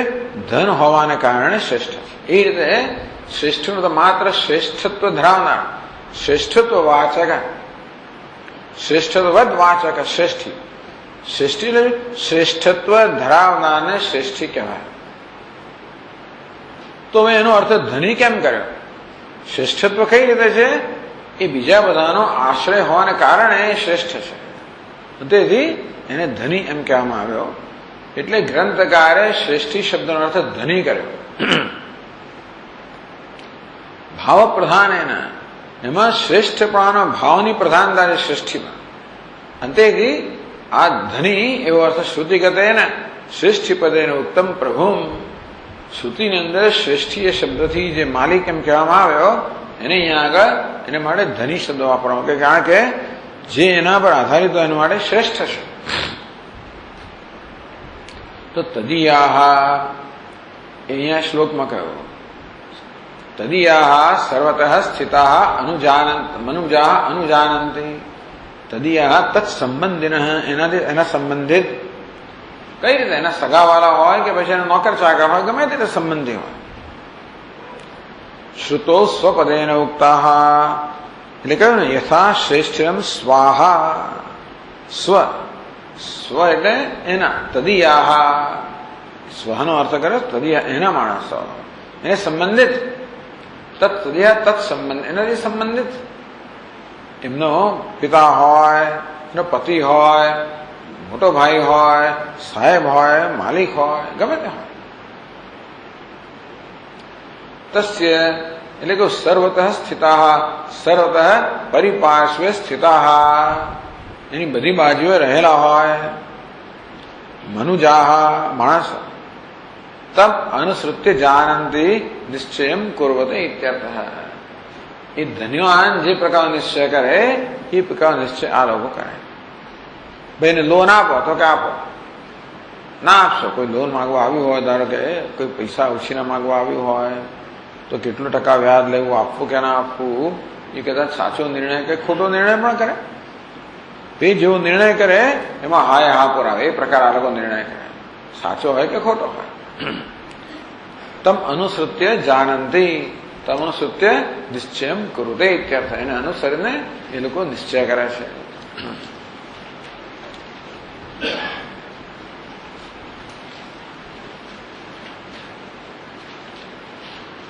ननु बाह्य कार्ये आश्रितानां प्रभु परतंत्रत्वेपि निश्चय कथम परतंत्रता। चलो ननु बाह्य कार्य आश्रितानां भी बहार जे कर्म करवानो છે એમાં એ લોકો પ્રભુ પર આધારિત છે। પેલો કે પ્રમાણે કરે બાહ્ય કાર્ય આશ્રિતાનામ પ્રભુ પરતંત્રત્વેપि જે બહારનું પ્રભુની બહાર જે માલિક હોય એનું જે કામ કરવાનું હોય એમાં આ લોકો બધા આશ્રિત છે। એને ધંધામાં મદદ કરતા હોય, ઘર કામમાં કરતા હોય, જે કંઈ કરતા હોય પ્રભુ પરતંત્રત્વેપि નિશ્ચય કથમ પરતંત્રતા। પણ એના નિશ્ચયને અનુસરીને નિશ્ચય કરે છે એવું કેવી રીતે? એના કહેવા પ્રમાણે લોકો કરે બરાબર છે, પણ એના નિશ્ચય પ્રમાણે નિશ્ચય કરે છે એ કઈ રીતે? એથી આશંકા। એટલે એવું ક્યાં આપણે કહો છો કે આ બધા નિશ્ચય એને અનુસરીને છે કેમ? બધા સ્વતંત્ર છે નિશ્ચય કરવામાં, એ લોકો કાર્ય કરવામાં સ્વતંત્ર નથી। માલિક કે એ પ્રમાણે એમણે કામ કરવાનું હોય એટલે એ વાત સાચી છે કે ભાઈ એમનું કામ જે છે જે કામ કરે છે એ બધા માલિકને અનુસરીને એની આજ્ઞા પ્રમાણે કરે છે। પણ નિશ્ચયમાં તો સ્વતંત્ર છે ને, એ આ વસ્તુ કરવી કે ના કરવી એનો નિશ્ચય એમાં તો સ્વતંત્ર ખરા જ ને। એ કરવામાં સ્વતંત્ર નથી, પણ કે આ તો ખોટી વાત છે, સાહેબ આ ખોટું કહે છે, પણ કરે ખરા તો આ સાહેબ એવો આમ અધિકારી છે ને એટલા માટે પેલા લોકો એનો બીજું કંઈ એનો વિરોધ ના કરી શકે, પણ કરે તો ખરા, પણ નિશ્ચય કરવામાં સ્વતંત્ર ખરા તો નિશ્ચય પણ એને અનુસરણ કરે છે એવું શા પરથી આપ કહો છો? એ કઈ રીતે? પેલું દ્રષ્ટાંત આવો થોડો વાંધો વસકો પડે। આ દ્રષ્ટાંત જે આપણે કોઈ વાંધો આવો પાડે એટલે ગ્રંથકાર એ પણ એનું પણ નિરાકરણ કરે છે। પ્રભુ નિશ્ચય વિના આશ્રિત નિશ્ચય અકાર્યક્ષમત્વેન। ભાઈ માલિકનો નિશ્ચય ના હોય તો આ બધાના નિશ્ચયનો એનો કોઈ અર્થ રહેતો નથી। અકાર્યક્ષમત્વ પોતાના નિશ્ચયને એ લોકો પ્રગટ ના કરી શકે કે પ્રમાણે એ લોકો કરી ના શકે। મનમાં જે નિશ્ચય હોય ખરો એનો નિશ્ચય કાર્યક્ષમ નથી, એ નિશ્ચય પ્રમાણે કાર્ય ના કરી શકે। કાર્ય તો પેલા માલિક કે પ્રમાણે જ કરવું પડે, અને તેથી એ નિશ્ચય કહેવાય જ નહીં। જે નિશ્ચય કાર્યક્ષમ ના હોય, જે નિશ્ચય પોતાનું કાર્ય કરાવવાની ક્ષમતા ન ધરાવતો હોય એ નિશ્ચયને નિશ્ચય જ ના કહેવાય। એટલે કહે છે કે અસત્પ્રાયત્વાત, એ ન હોવા બરોબર જ છે। મનમાં વિરોધ થતો હોય પરંતુ તમે એને અનુરૂપ કરી ના શકતા હો અને પેલું કે પ્રકારે કરવાની ફરજ પડતી હોય તો તમારો વિરોધ ન થશે, એ વિરોધ ન હોવા બરોબર જ છે। તે રીતે એને આશ્રિત લોકોનો નિશ્ચય કદાચ એના કરતા જુદો હોય છતાં કાર્ય કરવામાં તો એની આજ્ઞાને અનુસરવાનું કે એના નિશ્ચયને અનુસરવાનું હોવાના કારણે એમનો નિશ્ચય જુદો હોય તો પણ એ અસરકારક ન હોવાને કારણે ન હોવા બરોબર જ છે। એ રીતે કહે છે ધનિનમ, પછીના શ્લોકમાં કહે ધનિનમ ન વિહાયૈતે સ્વયં કૃત્વાપી કુર્વતે નિશ્ચયં કાર્યમુત્પન્નમ અનુજાનન્ત્યતસ્ત્વિમે।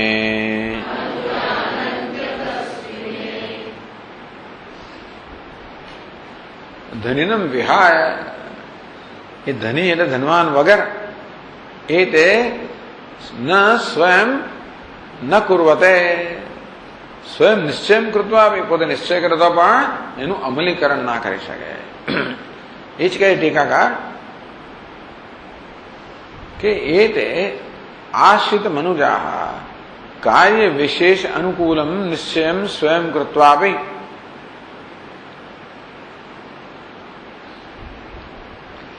ધનિનમ વિહાય ઉપેક્ષે ઉત્પન્નમ પ્રસક્ત કાર્યમ ન કુર્વતે।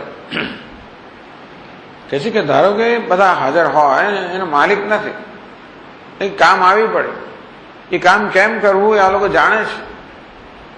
આશ્રિત મનુજા કાર્ય વિશેષ અનુકૂલમ નિશ્ચયમ સ્વયં કૃત્વાપી, એ કાર્ય કેમ કરવું એને અનુકૂળ નિશ્ચય પોતે કરે, પણ ધનિનમ વિહાય જ્યાં સુધી પેલાની અનુજ્ઞા ન હોય, પરવાનગી ન હોય, એની સંમતિ ન હોય ત્યાં સુધી એની ઉપેક્ષા, એની સંમતિની ઉપેક્ષા કરે ને, ઉત્પન્નમ પ્રસક્ત કાર્યમ ન કુર્વતે, કાર્ય કરવાનો પ્રસંગ છે તો પણ નથી કરતા, એની સંમતિ જ્યાં સુધી પ્રાપ્ત ન કરે ત્યાં સુધી. કે જો એમને પૂછીને કરો, એ કદાચ બીજું કે તે વખતે આમ કર્યું, તે વખતે પેલું કર્યું, એટલે અત્યારે આમ કરવું છે વાત પર પડે, તો એનું પૂછ્યા વગર ના થાય. કિંતુ ધનિક નિશ્ચય પ્રતીક્ષંતે, અંતેથી એ ધનિક શું નિશ્ચય કરે છે એની પ્રતીક્ષા કરે, એની રાહ જુએ અને પછી અનુસરે. અતસ્તેષામ નિશ્ચય અકાર્યક્ષમત્વાદ, તેથી આ બધા નિશ્ચય જે છે એ કાર્યક્ષમ નથી. ઇમે આશ્રિતા ધનિનમ અનુજાનંદી વ્યવક્રિયંતે, એટલે એમ કહેવાય કે આ બધા એને જ અનુસરનારા છે, એ પ્રકારનો નિશ્ચય કરનારા છે એમ કહેવાય. કારણ કે એમનો સ્વતંત્ર નિશ્ચય કોઈ કામનો નથી. અને જે થઈ રહ્યું છે તો પેલા નિશ્ચયથી જ થાય, એટલે એમ કહેવાય કે ભાઈ આ લોકો પેલાને અનુસરીને નિશ્ચય કરે છે. આ દૃષ્ટાંત દાષ્ટાંત કે યોજયતી, ગ્રંથકાર દાષ્ટાંત કેવી રીતે આત્માને અનુસરીને આ બધા આ કરે છે. તમે એતમ આત્માનમ અનુસૃત્ય અનુવ્યવસ્થ્યંતી, તો દાષ્ટાંતિકમાં યોજના કરે. તથૈવ પરમાત્માનમ જાનંતમનુજાનતે કાર્યાકાર્યાદિકમ સર્વમ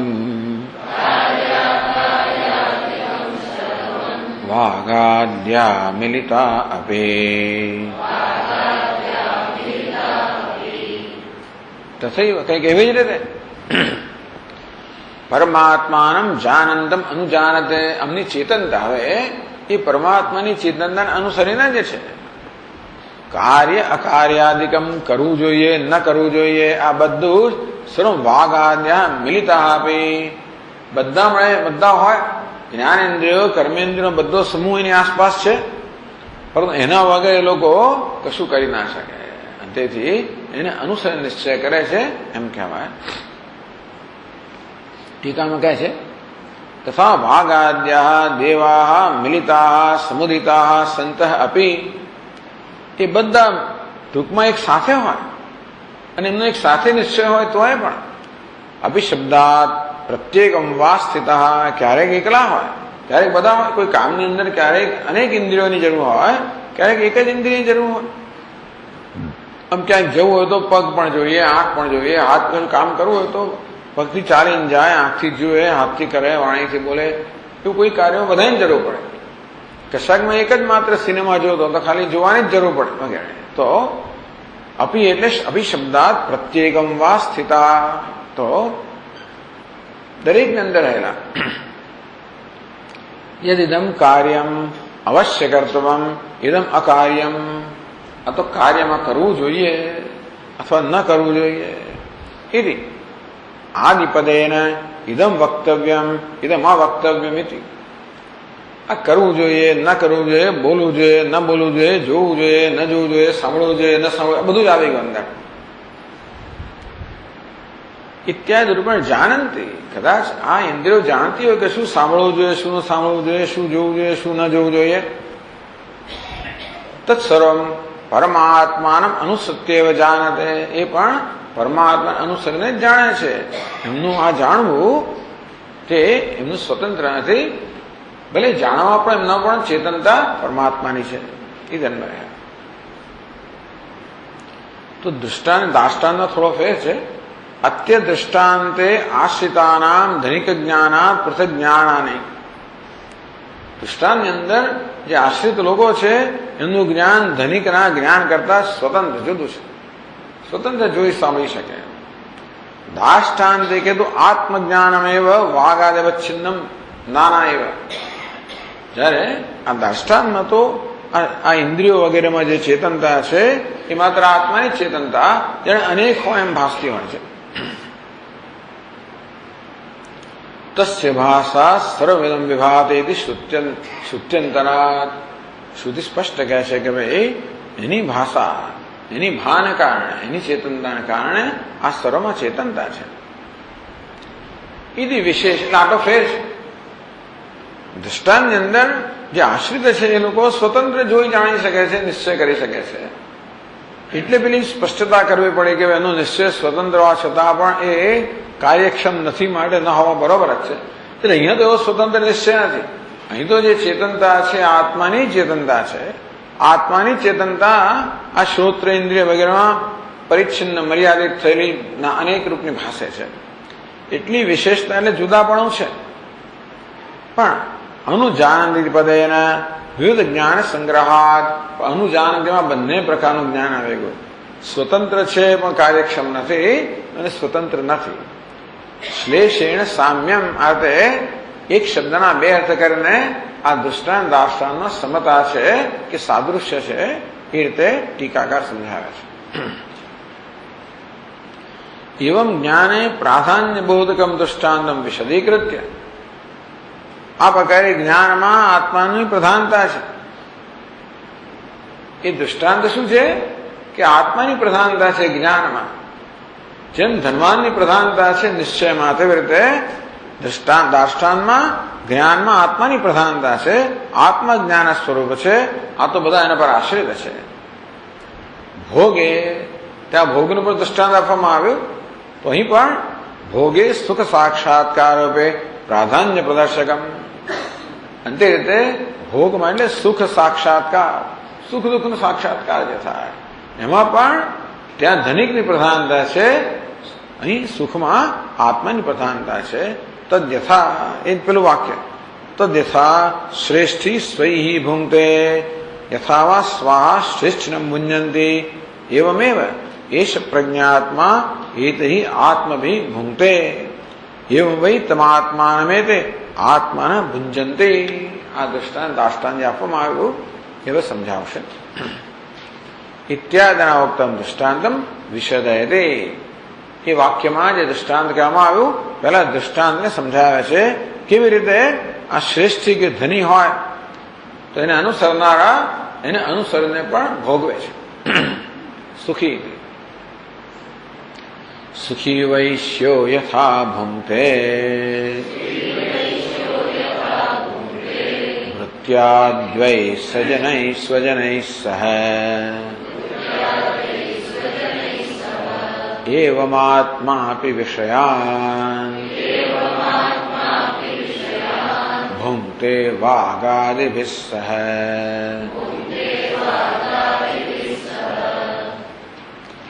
સુખી વૈશ્યો યથા ભુંક્તે, ધનિક તો વણિક જ હોય, બીજા કોઈ ધનિક બનિક હોય નહીં ટૂંકમાં. એટલે ધનિક અને વણિકને સરખા જ ગણવામાં આવે, એક જ ગણવામાં. એટલે સુખી વૈશ્યો, બ્રાહ્મણ વગેરે પાસે બિચારા ધન તો ના જ હોય, ક્ષત્રિયો પાસે પણ ના હોય, શૂદ્ર પાસે ના જ હોય, એટલે એક જ પાસે. એટલા માટે સુખી વૈશ્ય કહેવામાં આવ્યું.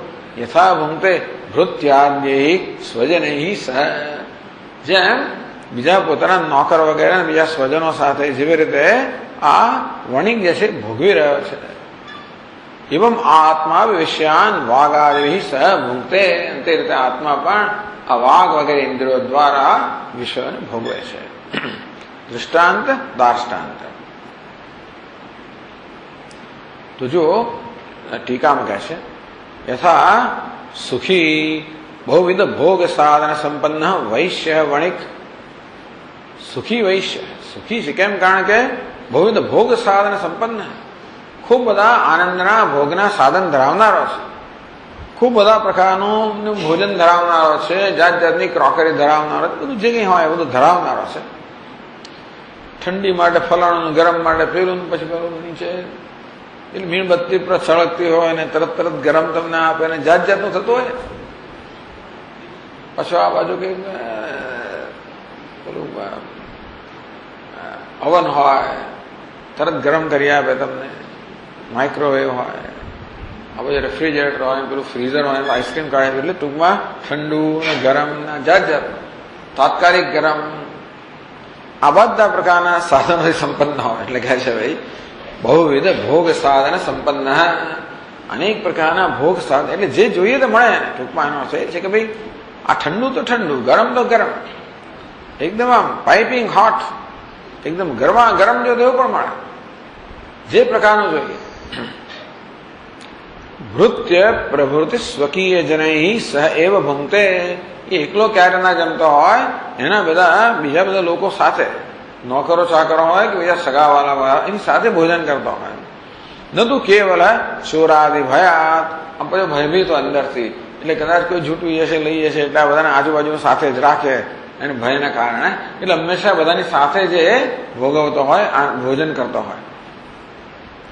એવું આત્મા પણ બધાને સાથે રાખીને જ આ જાણતો હોય છે. એકલો ક્યારે એકલો જાણી જ ના શકે. અત્રાય પૂર્વ શ્લેષેણ સામ્ય, અહીંયા પણ આ ભોગવવાનું પેલાનું સ્વતંત્ર છે અને અહીંયા ઇન્દ્રિયો સ્વતંત્ર નથી. એ પ્રકારે પણ ભુંજતે, એની અંદર આ બંને પ્રકારના અર્થ લઈ લેવાના. એત દ્રષ્ટાંતેન આત્મના ઉપહિતસ્ય ઇદમ ભોક્તૃતા નતું કેવલસ્ય ઇતિ સૂચિતમ. ટૂંકમાં આત્માનું ભોગવવા પણ માત્ર ઉપાધિમાં અહંભાવના કારણે છે, સ્વતંત્ર સ્વયં નથી. પેલો ધનિક તો સ્વયં ભોગતા, એટલે બધી રીતે દાષ્ટાનમાં ઐક્ય અને સમાનતા નથી. ત્યાં ધનિક સ્વતંત્ર નિર્ણય કરતો, આત્મા સ્વતંત્ર નિર્ણય નથી કરતો. એ તો જાણે કે નિર્ણય કરે છે, તેમ આત્મા સ્વતંત્ર ભોગવતો નથી, એ જાણે કે ભોગવે છે. અને તે ઉપહિત, ઉપાધિથી પરિચ્છિન્ન હોય ત્યારે આત્મા ભોક્તૃત્વ અને જ્ઞાતૃત્વ હોય. ત્યારે ત્યાં ધનિકમાં સ્વતંત્ર જ્ઞાતૃત્વ ભોક્તૃત્વ છે, પેલા લોકોમાં સ્વતંત્ર છે.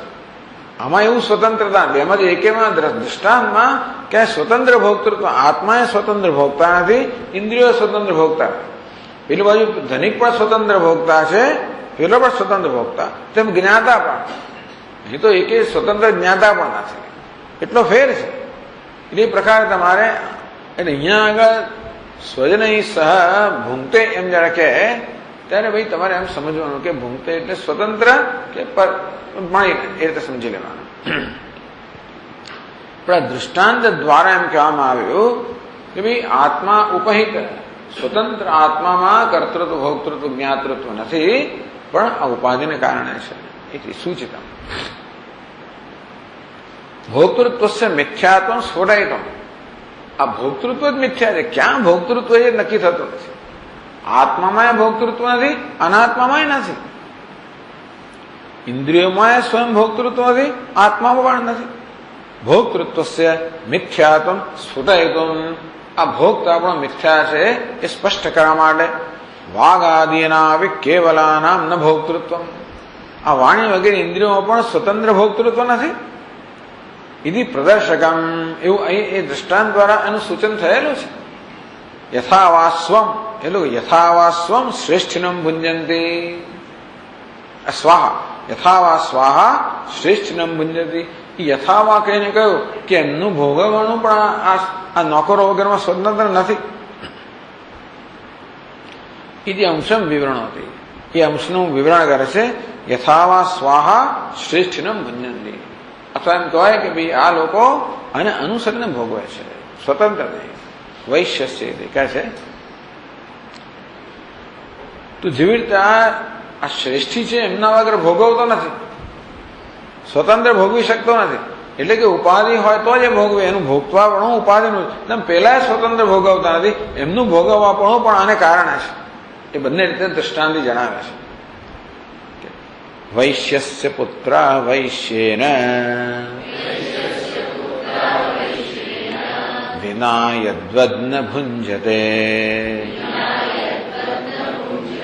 વાગાદ્યા અપિ તદ્વત્તે આત્મના સહ ભુંજતે. વૈશ્યસ્થ પુત્ર વૈશ્યેન વિના યદ ન ભુંજતે. જ્યાં સુધી પિતાજી ના આવે ત્યાં સુધી બીજા કોઈ જમે નહીં. તેવી રીતે વાઘ આદ્યા તદ્વ, તે રીતે આ વાણી વગેરે ઇન્દ્રિયો પણ આત્મના આત્મા તો જ લોકો ભોગવે, એ સિવાય નહીં. એનું ભોગવવા પણ આત્મા પર આધારિત છે, સ્વતંત્ર નથી. આત્માનું ભોગવવા પણ ઇન્દ્રિયો પર આધારિત છે, સ્વતંત્ર નહીં. અને ઇન્દ્રિયોનું ભોગવવા આત્મા પર આધારિત છે, સ્વતંત્ર નહીં. ક્યાંય પણ મુખ્ય ભોક્તૃત્વ છે જ નહીં. એ દ્રષ્ટાંત દાષ્ટાંતનો અર્થ સમન્વય બતાવે. કહે ટીકાકાર વૈશ્યસ્ય ધનિન પુત્ર રૂપ સંબંધિન પુત્ર કહો સંબંધિક. વૈશ્ય વિના અન્ન ન ભુંજતે. એના વગર લોકો જમીન આવે એટલે ભોગવે નહીં, જમીન ભોજન ના કરે. તદ્વત તે વાગાદ્યાપી આત્મના સૈવ ભુંજતે. જોતા વાણી વગેરે ઇન્દ્રિયો પણ જે ભોગવવાપણો છે આત્મા સાથે રહીને ભોગવે છે. કેવલાસ્તુ ન ભોગતા રહી યાવત, કારણ કે સ્વયં એમનામાં ભોગતાપણું નથી. તથા છે ભોક્તૃત્વસ્ય વાસ્તવ આશ્રય અલાભાદ. એટલે ભોગતાપણનો આશ્રય કોણ? આત્મા પણ ભોગતાપણનો આશ્રય નથી, કારણ કે આત્મા સ્વયં નિર્વિકાર છે એટલે ભોગતા ન હોય. ઇન્દ્રિયો પણ ભોગતાપણનો આશ્રય, પણ ભોગતા કે જળ છે. ઉપાધિ જળ હોવાને કારણે ન ભોક્તૃત્વ ના હોય. આત્મા નિર્વિકાર હોવાને કારણે ભોક્તૃત્વ ના હોય. એટલે આ ભોક્તૃત્વ અર્થાત ભોગતાપણાનો કોઈ વાસ્તવ આશ્રય, ખરેખર આશ્રય નથી. ખરેખર કોઈ ભોગતા હોય આત્મા કે અનાત્મા, એવો લાભ મળતો નથી. એટલે એવું આપણે જોઈ શકતા નથી. મિથ્યાત્મ સ્ફુટમ, એટલે કોણ ભોગવે છે? જેમ પૂજ્ય સ્વામીજી કહે ને કે ભાઈ પેલો લગ્નની સિઝનની અંદર પેલો જાય રિસેપ્શનની અંદર, પર પક્ષ વાળા એમ કે કન્યા પક્ષનો, કન્યા પક્ષ વર પક્ષનો છે. એનો આશ્રય કોણ છે નક્કી થઈ શકતો પછી જયારે વિચાર કરે ત્યારે શું થઈ જાય? કારણ કે એનો આશ્રય કઈ નથી. તો ભોક્તૃત્વનો વિચાર કરે તો શું થઈ જાય? કારણ કે અનાત્મા એમ કે આત્મા એનો આશ્રય છે, અને આત્મા ત્યાં એમ કે અનાત્માનો આશ્રય છે.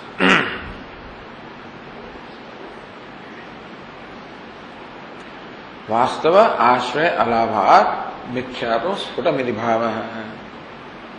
અત્ર વ્યાખ્યે શ્રુતે અત્ર અર્થે સમન્વયસ્તુ સ્વકીયા યદ્વદ ભુંજન્તિ તદ ધનમેવ ધન દ્વારા ભોગ્યભાવ આપન્નમ ભુંજન્તિ તમ વિના તો તેષામ ન ભોક્તૃત્વ અર્થેન બોધ્યમિતિ.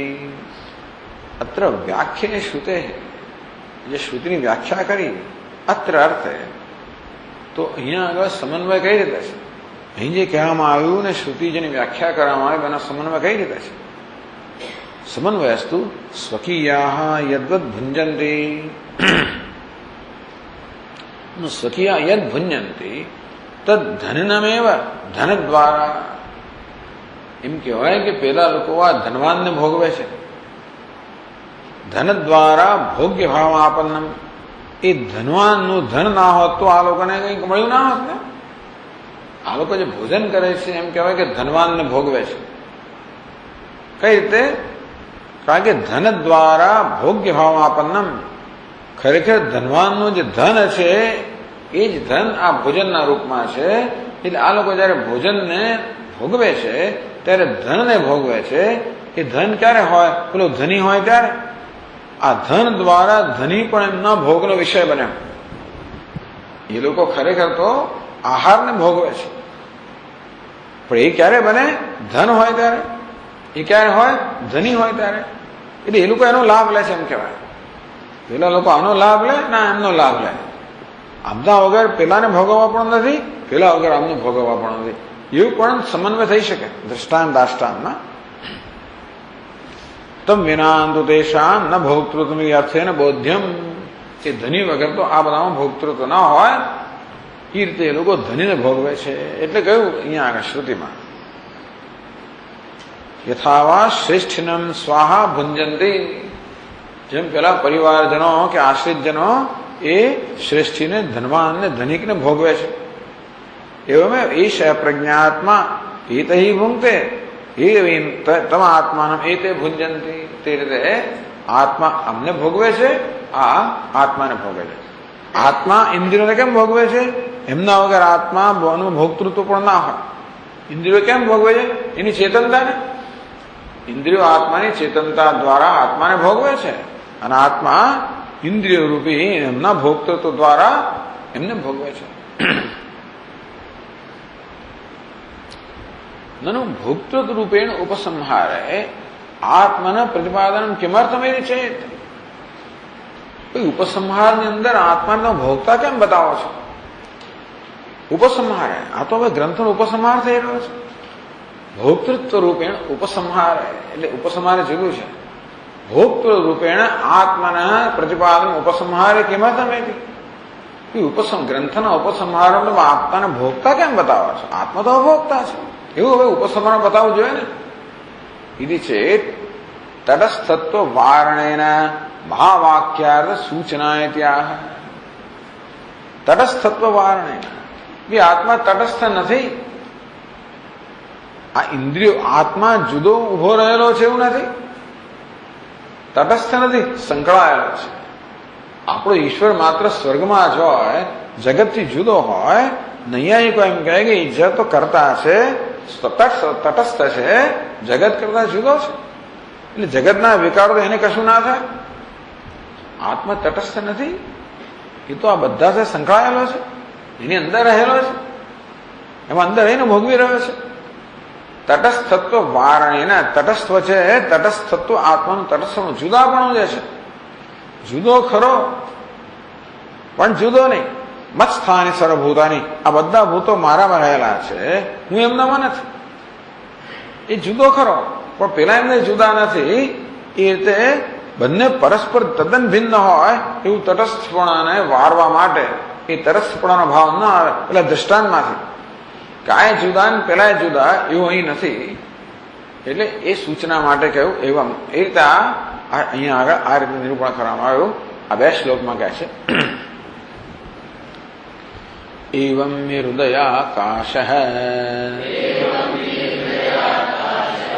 પ્રોક્તઃ પ્રાજ્ઞો મહેશ્વરઃ સંઘાતેનૈકતાં પ્રાપ્તઃ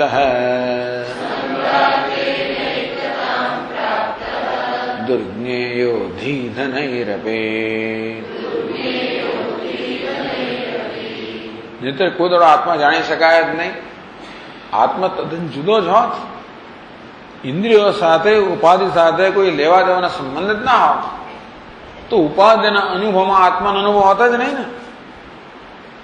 તો ક્યારેય પણ આત્માનો હોવા વિશે આપણને પ્રશ્ન પણ ના થાય, શંકા પણ ના થાય. તો કહ્યું ભાઈ કેને શીતમ પદ્ધતિ પ્રેષિતમ મને. આ મન પોતાના વિષયોનું જ્ઞાન પ્રાપ્ત કરે કોને કારણે? આ મન જડ છે, કેમ જ્ઞાન પ્રાપ્ત કરી શકે? આ માણસે ક્યાં લાવે કેમ છે? આનો પગાર તો 5,000 રૂપિયા છે, આ રેફ્રિજરેટર ક્યાંથી લાવે? એવો પ્રશ્ન થાય ને કે ધનિક એમને સાથે સંકળાયેલો છે. અને તેથી આપણે તપાસ કરીએ, અન્વેષણ કરતા ખબર પડે કે ભાઈ આણે એને આપ્યા. તેવી રીતે આ મન તો જડ છે, પોતાના વિષયનું જ્ઞાન કેમ પ્રાપ્ત કરે? એવું ક્યારેક પ્રશ્ન થાય ને ત્યારે આપણને ખબર પડે કે ઓહો આ તો આત્માને કારણે છે. અને એ રીતે આ મન સાથે સંકળાયેલા હોવાના કારણે આ મનની વગેરેની પ્રવૃત્તિઓ આત્માના જ્ઞાનનું સાધન બને છે. નહીં તો કોઈ દિવસ આત્મા જિજ્ઞાસાનો વિષય જ ના બને. એવમી હૃદયાકાશ પ્રોક્ત પ્રાજ્ઞ મહેશ્વર સંઘાતેન એકતામ પ્રાપ્ત. આ રીતે જે મહેશ્વર છે, પ્રાજ્ઞ છે, એ સંઘાત સાથે એકતામ પ્રાપ્ત, એકતાને પ્રાપ્ત થયેલો છે. એટલે કે એવમ અન્વય ઉક્ત અન્વય વ્યતિરેકાભ્યામ અભિધાનેન હૃદયાકાશ શુદ્ધતયા ઉક્ત. આમ અન્વય વ્યતિરેકથી બતાવવામાં આવ્યું કે કેવી રીતે આત્મા ઉપાધિ તદ્દન સ્વતંત્ર છે, શુદ્ધ છે. સ એવ મહેશ્વર, એ જ મહેશ્વર છે. સર્વ સંઘાત અધિપતિ, આ સમગ્ર સંઘાતનો અધિપતિ છે, મહેશ્વર છે. ઇતિ પ્રોક્તો ભવતી. હૃદયાકાશ મહેશ્વર પ્રોક્ત. આ હૃદયાકાશ પ્રાજ્ઞ છે એ મહેશ્વર કહેવાય. મહેશ્વર બધી ઉપાધિનો અધિપતિ છે એટલે એને મહેશ્વર કહેવામાં આવે.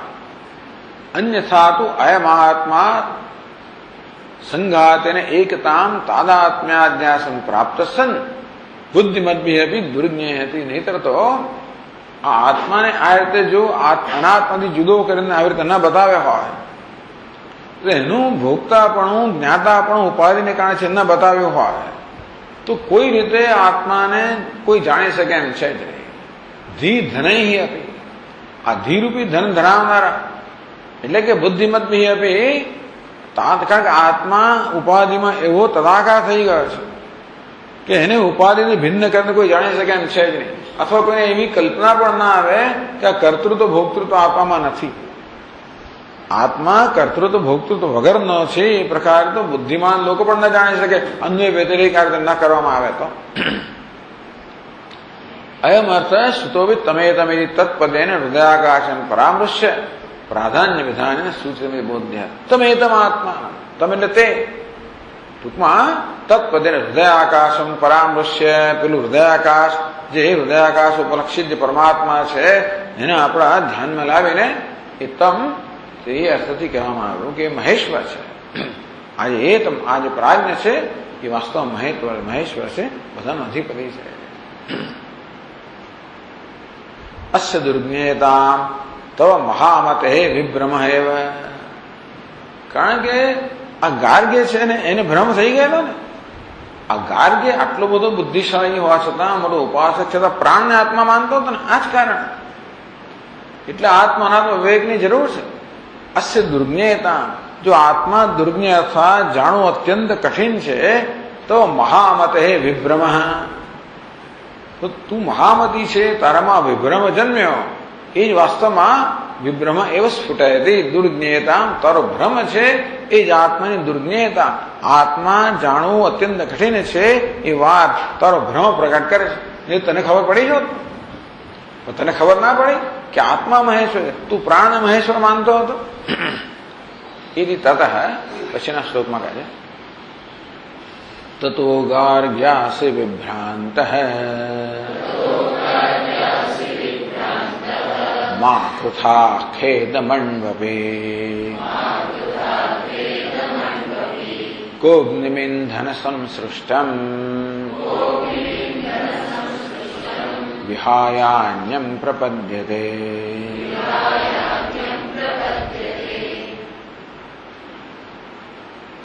તત ગાર્ગ્ય અસી વિભ્રાંત, એ જ કારણ હે ગાર્ગ્ય તું વિભ્રાંત હતો. તત દુર્જ્ઞેયત્વાત, આત્મા આ રીતે જાણવું અત્યંત કઠિન હોવાના કારણે એ ગાર્ગ્ય તારામાં ભ્રાંતિ હતી. એટલે કે આ સંઘાતની અંદર આત્માને જાણવો બહુ જ કઠિન છે ને. જેમ અગ્નિ અને લોખંડ એવા તો ઓતપ્રોત થઈ ગયા હોય કે આ લોખંડ અગ્નિ કરતા જુદો છે, તો બધા લોકો એક જ માને કે અગ્નિ ગોળ છે, એમ જ માની લે. અગ્નિ ગોળ દેખાતો હોવા છતાં ગોળ નથી, એવું તો સમજવું બહુ મુશ્કેલ છે. અને અગ્નિને કોઈ ગોળ માને એવો ભ્રમ છે, એ સમજાયું છે. તો કે નનુ સંઘાતે દુર્જ્ઞેયસ્યાત્મા, તો એ સંઘાતાત બહિકુત્રજિત નિરૂપણ. ચાલો ભાઈ, આ સંઘાતમાં આત્માનું આવે નિરૂપણ કરવું બહુ મુશ્કેલ હોય, એને જાણવું મુશ્કેલ હોય, તો બહારથી ક્યાંક બતાવો ને તમે આત્માનું નિરૂપણ. તમે આ સંઘાતથી ના કરો, બીજી કશી રીતે કરો, આ ભીત દ્વારા કરો, આ ટેબલ ખુરશી દ્વારા કરો. આ દેહ ઇન્દ્રિય સંઘાત ના અન્વેષણ દ્વારા તમે આત્માનું નિરૂપણ જો આટલું અઘરું હોય કે આત્માને જાણો અઘરો હોય, કઈ ઓતપ્રોત થઈ હોય, તો બીજે કોઈ જગ્યાએ જે આત્મા સ્વતંત્ર ત્યાં બતાવો ને.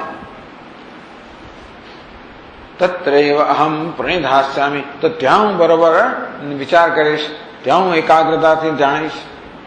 इति आशंका वारति मा कृथा खेदम अण्वपि त्वम अन्यत्र विज्ञानाय अण्वपि यथा भवति तथा खेदम खेदप्रदम उत्साह मा कृथा. भाई आ उपाधि में आत्मा उपाधि द्वारा आत्मा जाणो अत्यंत अघरो से મળેલા, હું બીજે નજર કરું તો તારામાં ખેદ જન્મ્યો ને, તો એ તો જણાયો નથી, લાવ બીજે નજર કરું. આ ખેદ આપણને બીજી જગ્યાએ જોવાનો ઉત્સાહ પ્રેરે, તે નથી મળતું, બીજા સ્ટોરમાં જઈએ તો કે એવો ખેદ, એવો ઉત્સાહ તો ના દાખવીશ. અહીંયા જાણવો અઘરો છે મળે બીજે નજર કરવી, એ પ્રકારનો ઉત્સાહ કે એ પ્રકારનો ઉદ્યમ તો ના કરીશ. કેમ ભાઈ? તત્ર હેતુ ન્યાય વિરોધમ દર્શાયતે, તો એનું કારણ બતાવે છે કે ભાઈ આ નિયમની વિરુદ્ધ છે, અનુભવ વિરુદ્ધ છે. કહ અગ્નિમ ઇંધન સમસૃષ્ટમ વિહાય અન્યમ પ્રપદ્યતે. અગ્નિને તમારે જોવું હોય તો લાકડા સાથે સંયોજાયા સિવાય અગ્નિને બીજો કોણ જોઈ શકે? અગ્નિ બધે છે, પણ લાકડામાં એ જયારે જ્વાળા રૂપે પ્રગટ થતો હોય ત્યારે આપણે જોઈ શકીએ. ના ના, આ તો બહુ અઘરો છે, મારે મને બીજે જોવા દે. બીજે જોવા મળે કોણ સમર્થ છે? અગ્નિ હોવા છતાં બીજે જોવા કોણ સમર્થ છે? ભલે આત્મા બધે છે, પણ આ સંઘાતની અંદર ચેતનતા એની પ્રગટ થાય ત્યાં જ જોઈ શકાય એમ છે, બીજે જોઈ શકાય એમ નથી. ઇંધન સંસૃષ્ટમ ઉપલબ્ધિ સ્થાન ભૂતેન ઇંધન સંબદ્ધમ. તો અગ્નિ જે છે એ ઇંધનમાં કે કાષ્ઠમાં જ આપણને ખરેખર એનો અનુભવ થાય, ત્યાં જ આપણે જ્વાળા રૂપમાં જોઈ શકીએ. એ સિવાય અગ્નિ વિહાય અન્યમ, तद असंसुष्टम कह प्रतिपद्यते प्राप्नोति। तो काष्ठ सिवाय, काष्ठ केवो छे? अग्नि સાથે જોડાયેલો છે, એ સિવાય જ્વાળા જોડાયેલી છે, તો કાષ્ઠ સિવાય અગ્નિ જોવા માટે બીજો કોણ સમર્થ છે? ન કોપી આવત, જેમ આપણે કાષ્ઠથી અલગ કરીને અગ્નિ જોઈ શકતા નથી, તે રીતે આત્મદેહથી અલગ કરીને આત્માને જોવો શક્ય નથી. તથા જ અગ્નિ ઇંધનવત આત્મન ઉપલબ્ધિ સ્થાનમ સંઘાતમ વિહાય. અગ્નિને તમારે મેળવવો હોય કે જોવો હોય તો જ્યાં લાકડું હોય ત્યાં જવું પડે, ત્યાં તમને જ્વાળારૂપમાં અગ્નિ દેખાય. તેમાં આત્માને જાણવો હોય ચૈતન્ય સ્વરૂપ, આનંદ સ્વરૂપ, તો ઉપાધિમાં જવું પડે. ત્યાં જ એની આ પ્રકારની અભિવ્યક્તિ છે, ત્યાં જ ઉપલબ્ધિ થાય. તો અન્વેષણ થાય ભાવ. બીજી જગ્યાએ તમે આ ટેબલમાં ખુરશીમાં જોવા જાઓ કે આનંદ સ્વરૂપ આત્મા, પ્રિયતમ આત્મા, કશું મળે નહીં તમને. તો ઉત્તમ ભાગવતે, ભાગવતમાં કહેવામાં આવે, આ બ્રહ્માજી ભગવાનની સ્તુતિ કરી રહ્યા છે. ત્વમાત્માનમ પરમત્વા પરમાત્માનમેવ ચ આત્મા પુનર્બહિર્મૃગ્ય આહોગ્ન જનતાજ્ઞતા ઇતિ. ત્વમ આત્માનમ પરમત્વા, ભગવાન આપ તો આત્મા છો એને બીજો માનીને, પરમ આત્માનમેવ છે, બીજાને આત્મા માનીને, પરમાત્મા નહીં પરમ આત્મા, એટલે આ ઉપાધિ આત્મા નથી, આત્મા માનીને તમે જે આત્મા છો એને બીજો માનીને, ભગવાન બીજો છે અને આત્મા છે માનીને, આત્મા પુનર્બહિર્મૃગ્યે, હું બહાર આત્માને શોધું છું. પેલા કહે ને કબીરજી, કાશીને કાબામાં ગયો ને મંદિરમાં ગયો ને ફલાણી જગ્યાએ ગયો ને વનમાં ગયો ને, ક્યાં વનમાં ખોજ ફિરત હૈ, વનમાં એને શોધે છે બધા. તો આ તમે બીજે છે માને બધા બીજા શોધે છે. અહો ત્યાં અવગ્રહ ચિહ્ન હોવું જોઈએ. અગ્નિજનતા અજ્ઞતા, અગ્નિજનોની અજ્ઞાન. તો તમે જુઓ કે ભગવાન આપ આત્મા હોવા છતાં પણ આપને બીજા માને છે, અને જે આત્મા નથી એને આત્મા માને છે. એમ કરીને પછી આ આત્માને જવાબ બહાર અન્વેષણ કરે છે. અજ્ઞાની અવિવેકી જનોનું અજ્ઞાની પણ તો જુઓ. એટલા જ માટે અહીંયા આગળ આત્માનું ભોગતા જ્ઞાતા રૂપે નિરૂપણ કરવામાં આવ્યું, કારણ કે ત્યાં જ આત્મા જ્ઞાન સ્વરૂપ અને સુખ સ્વરૂપ છે, ત્યાં એને એનું જ્ઞાન થઈ શકે. એટલા માટે ઉપસંહારની અંદર કે આત્મા મહેશ્વર છે, સ્વરાટ છે, એ પ્રકારે આપણે જ્ઞાન પ્રાપ્ત કરી શકીએ, એટલે એનું આ રીતે નિરૂપણ કરવામાં આવ્યું. ઓમ પૂર્ણમદ પૂર્ણમિદં પૂર્ણાત પૂર્ણમુદચ્યતે પૂર્ણસ્ય પૂર્ણમાદાય પૂર્ણમેવાવશિષ્યતે. ઓમ શાંતિ શાંતિ શાંતિ. શંકરં શંકરાચાર્યં કેશવં બાદરાયણં સૂત્રભાષ્યકૃતૌ વંદે ભગવन्तौ પુનઃ પુનઃ. ઈશ્વરો ગુરુરાત્મેતિ મૂર્તિભેદવિભાગિને વ્યોમવદ્વ્યાપ્તદેહાય દક્ષિણામૂર્તયે નમઃ. ઓમ શાંતિ શાંતિ શાંતિ. હરિ ઓમ. શ્રી ગુરુભ્યો નમઃ. હરિ ઓમ.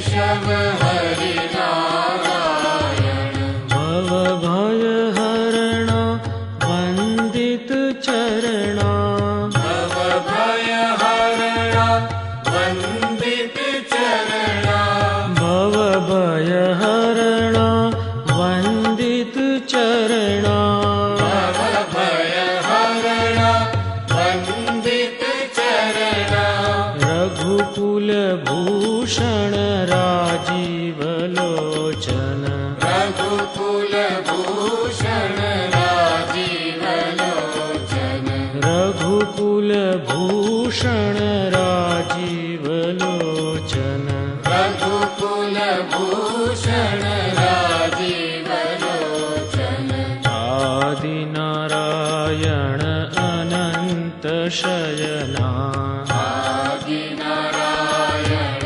अनंत शयना आदि नारायण अनंत शयना आदि नारायण अनंत शयना सच्चिदानंद श्री सत्यनारायण सच्चिदानंद श्री सत्यनारायण सच्चिदानंद श्री सत्यनारायण सच्चिदानंद श्री सत्यनारायण आत्मा रामा आनंद रमणा आत्मा रामानंद रमणा अच्युत केशव हरि नारायण अच्युत केशव हरि नारायण भव भय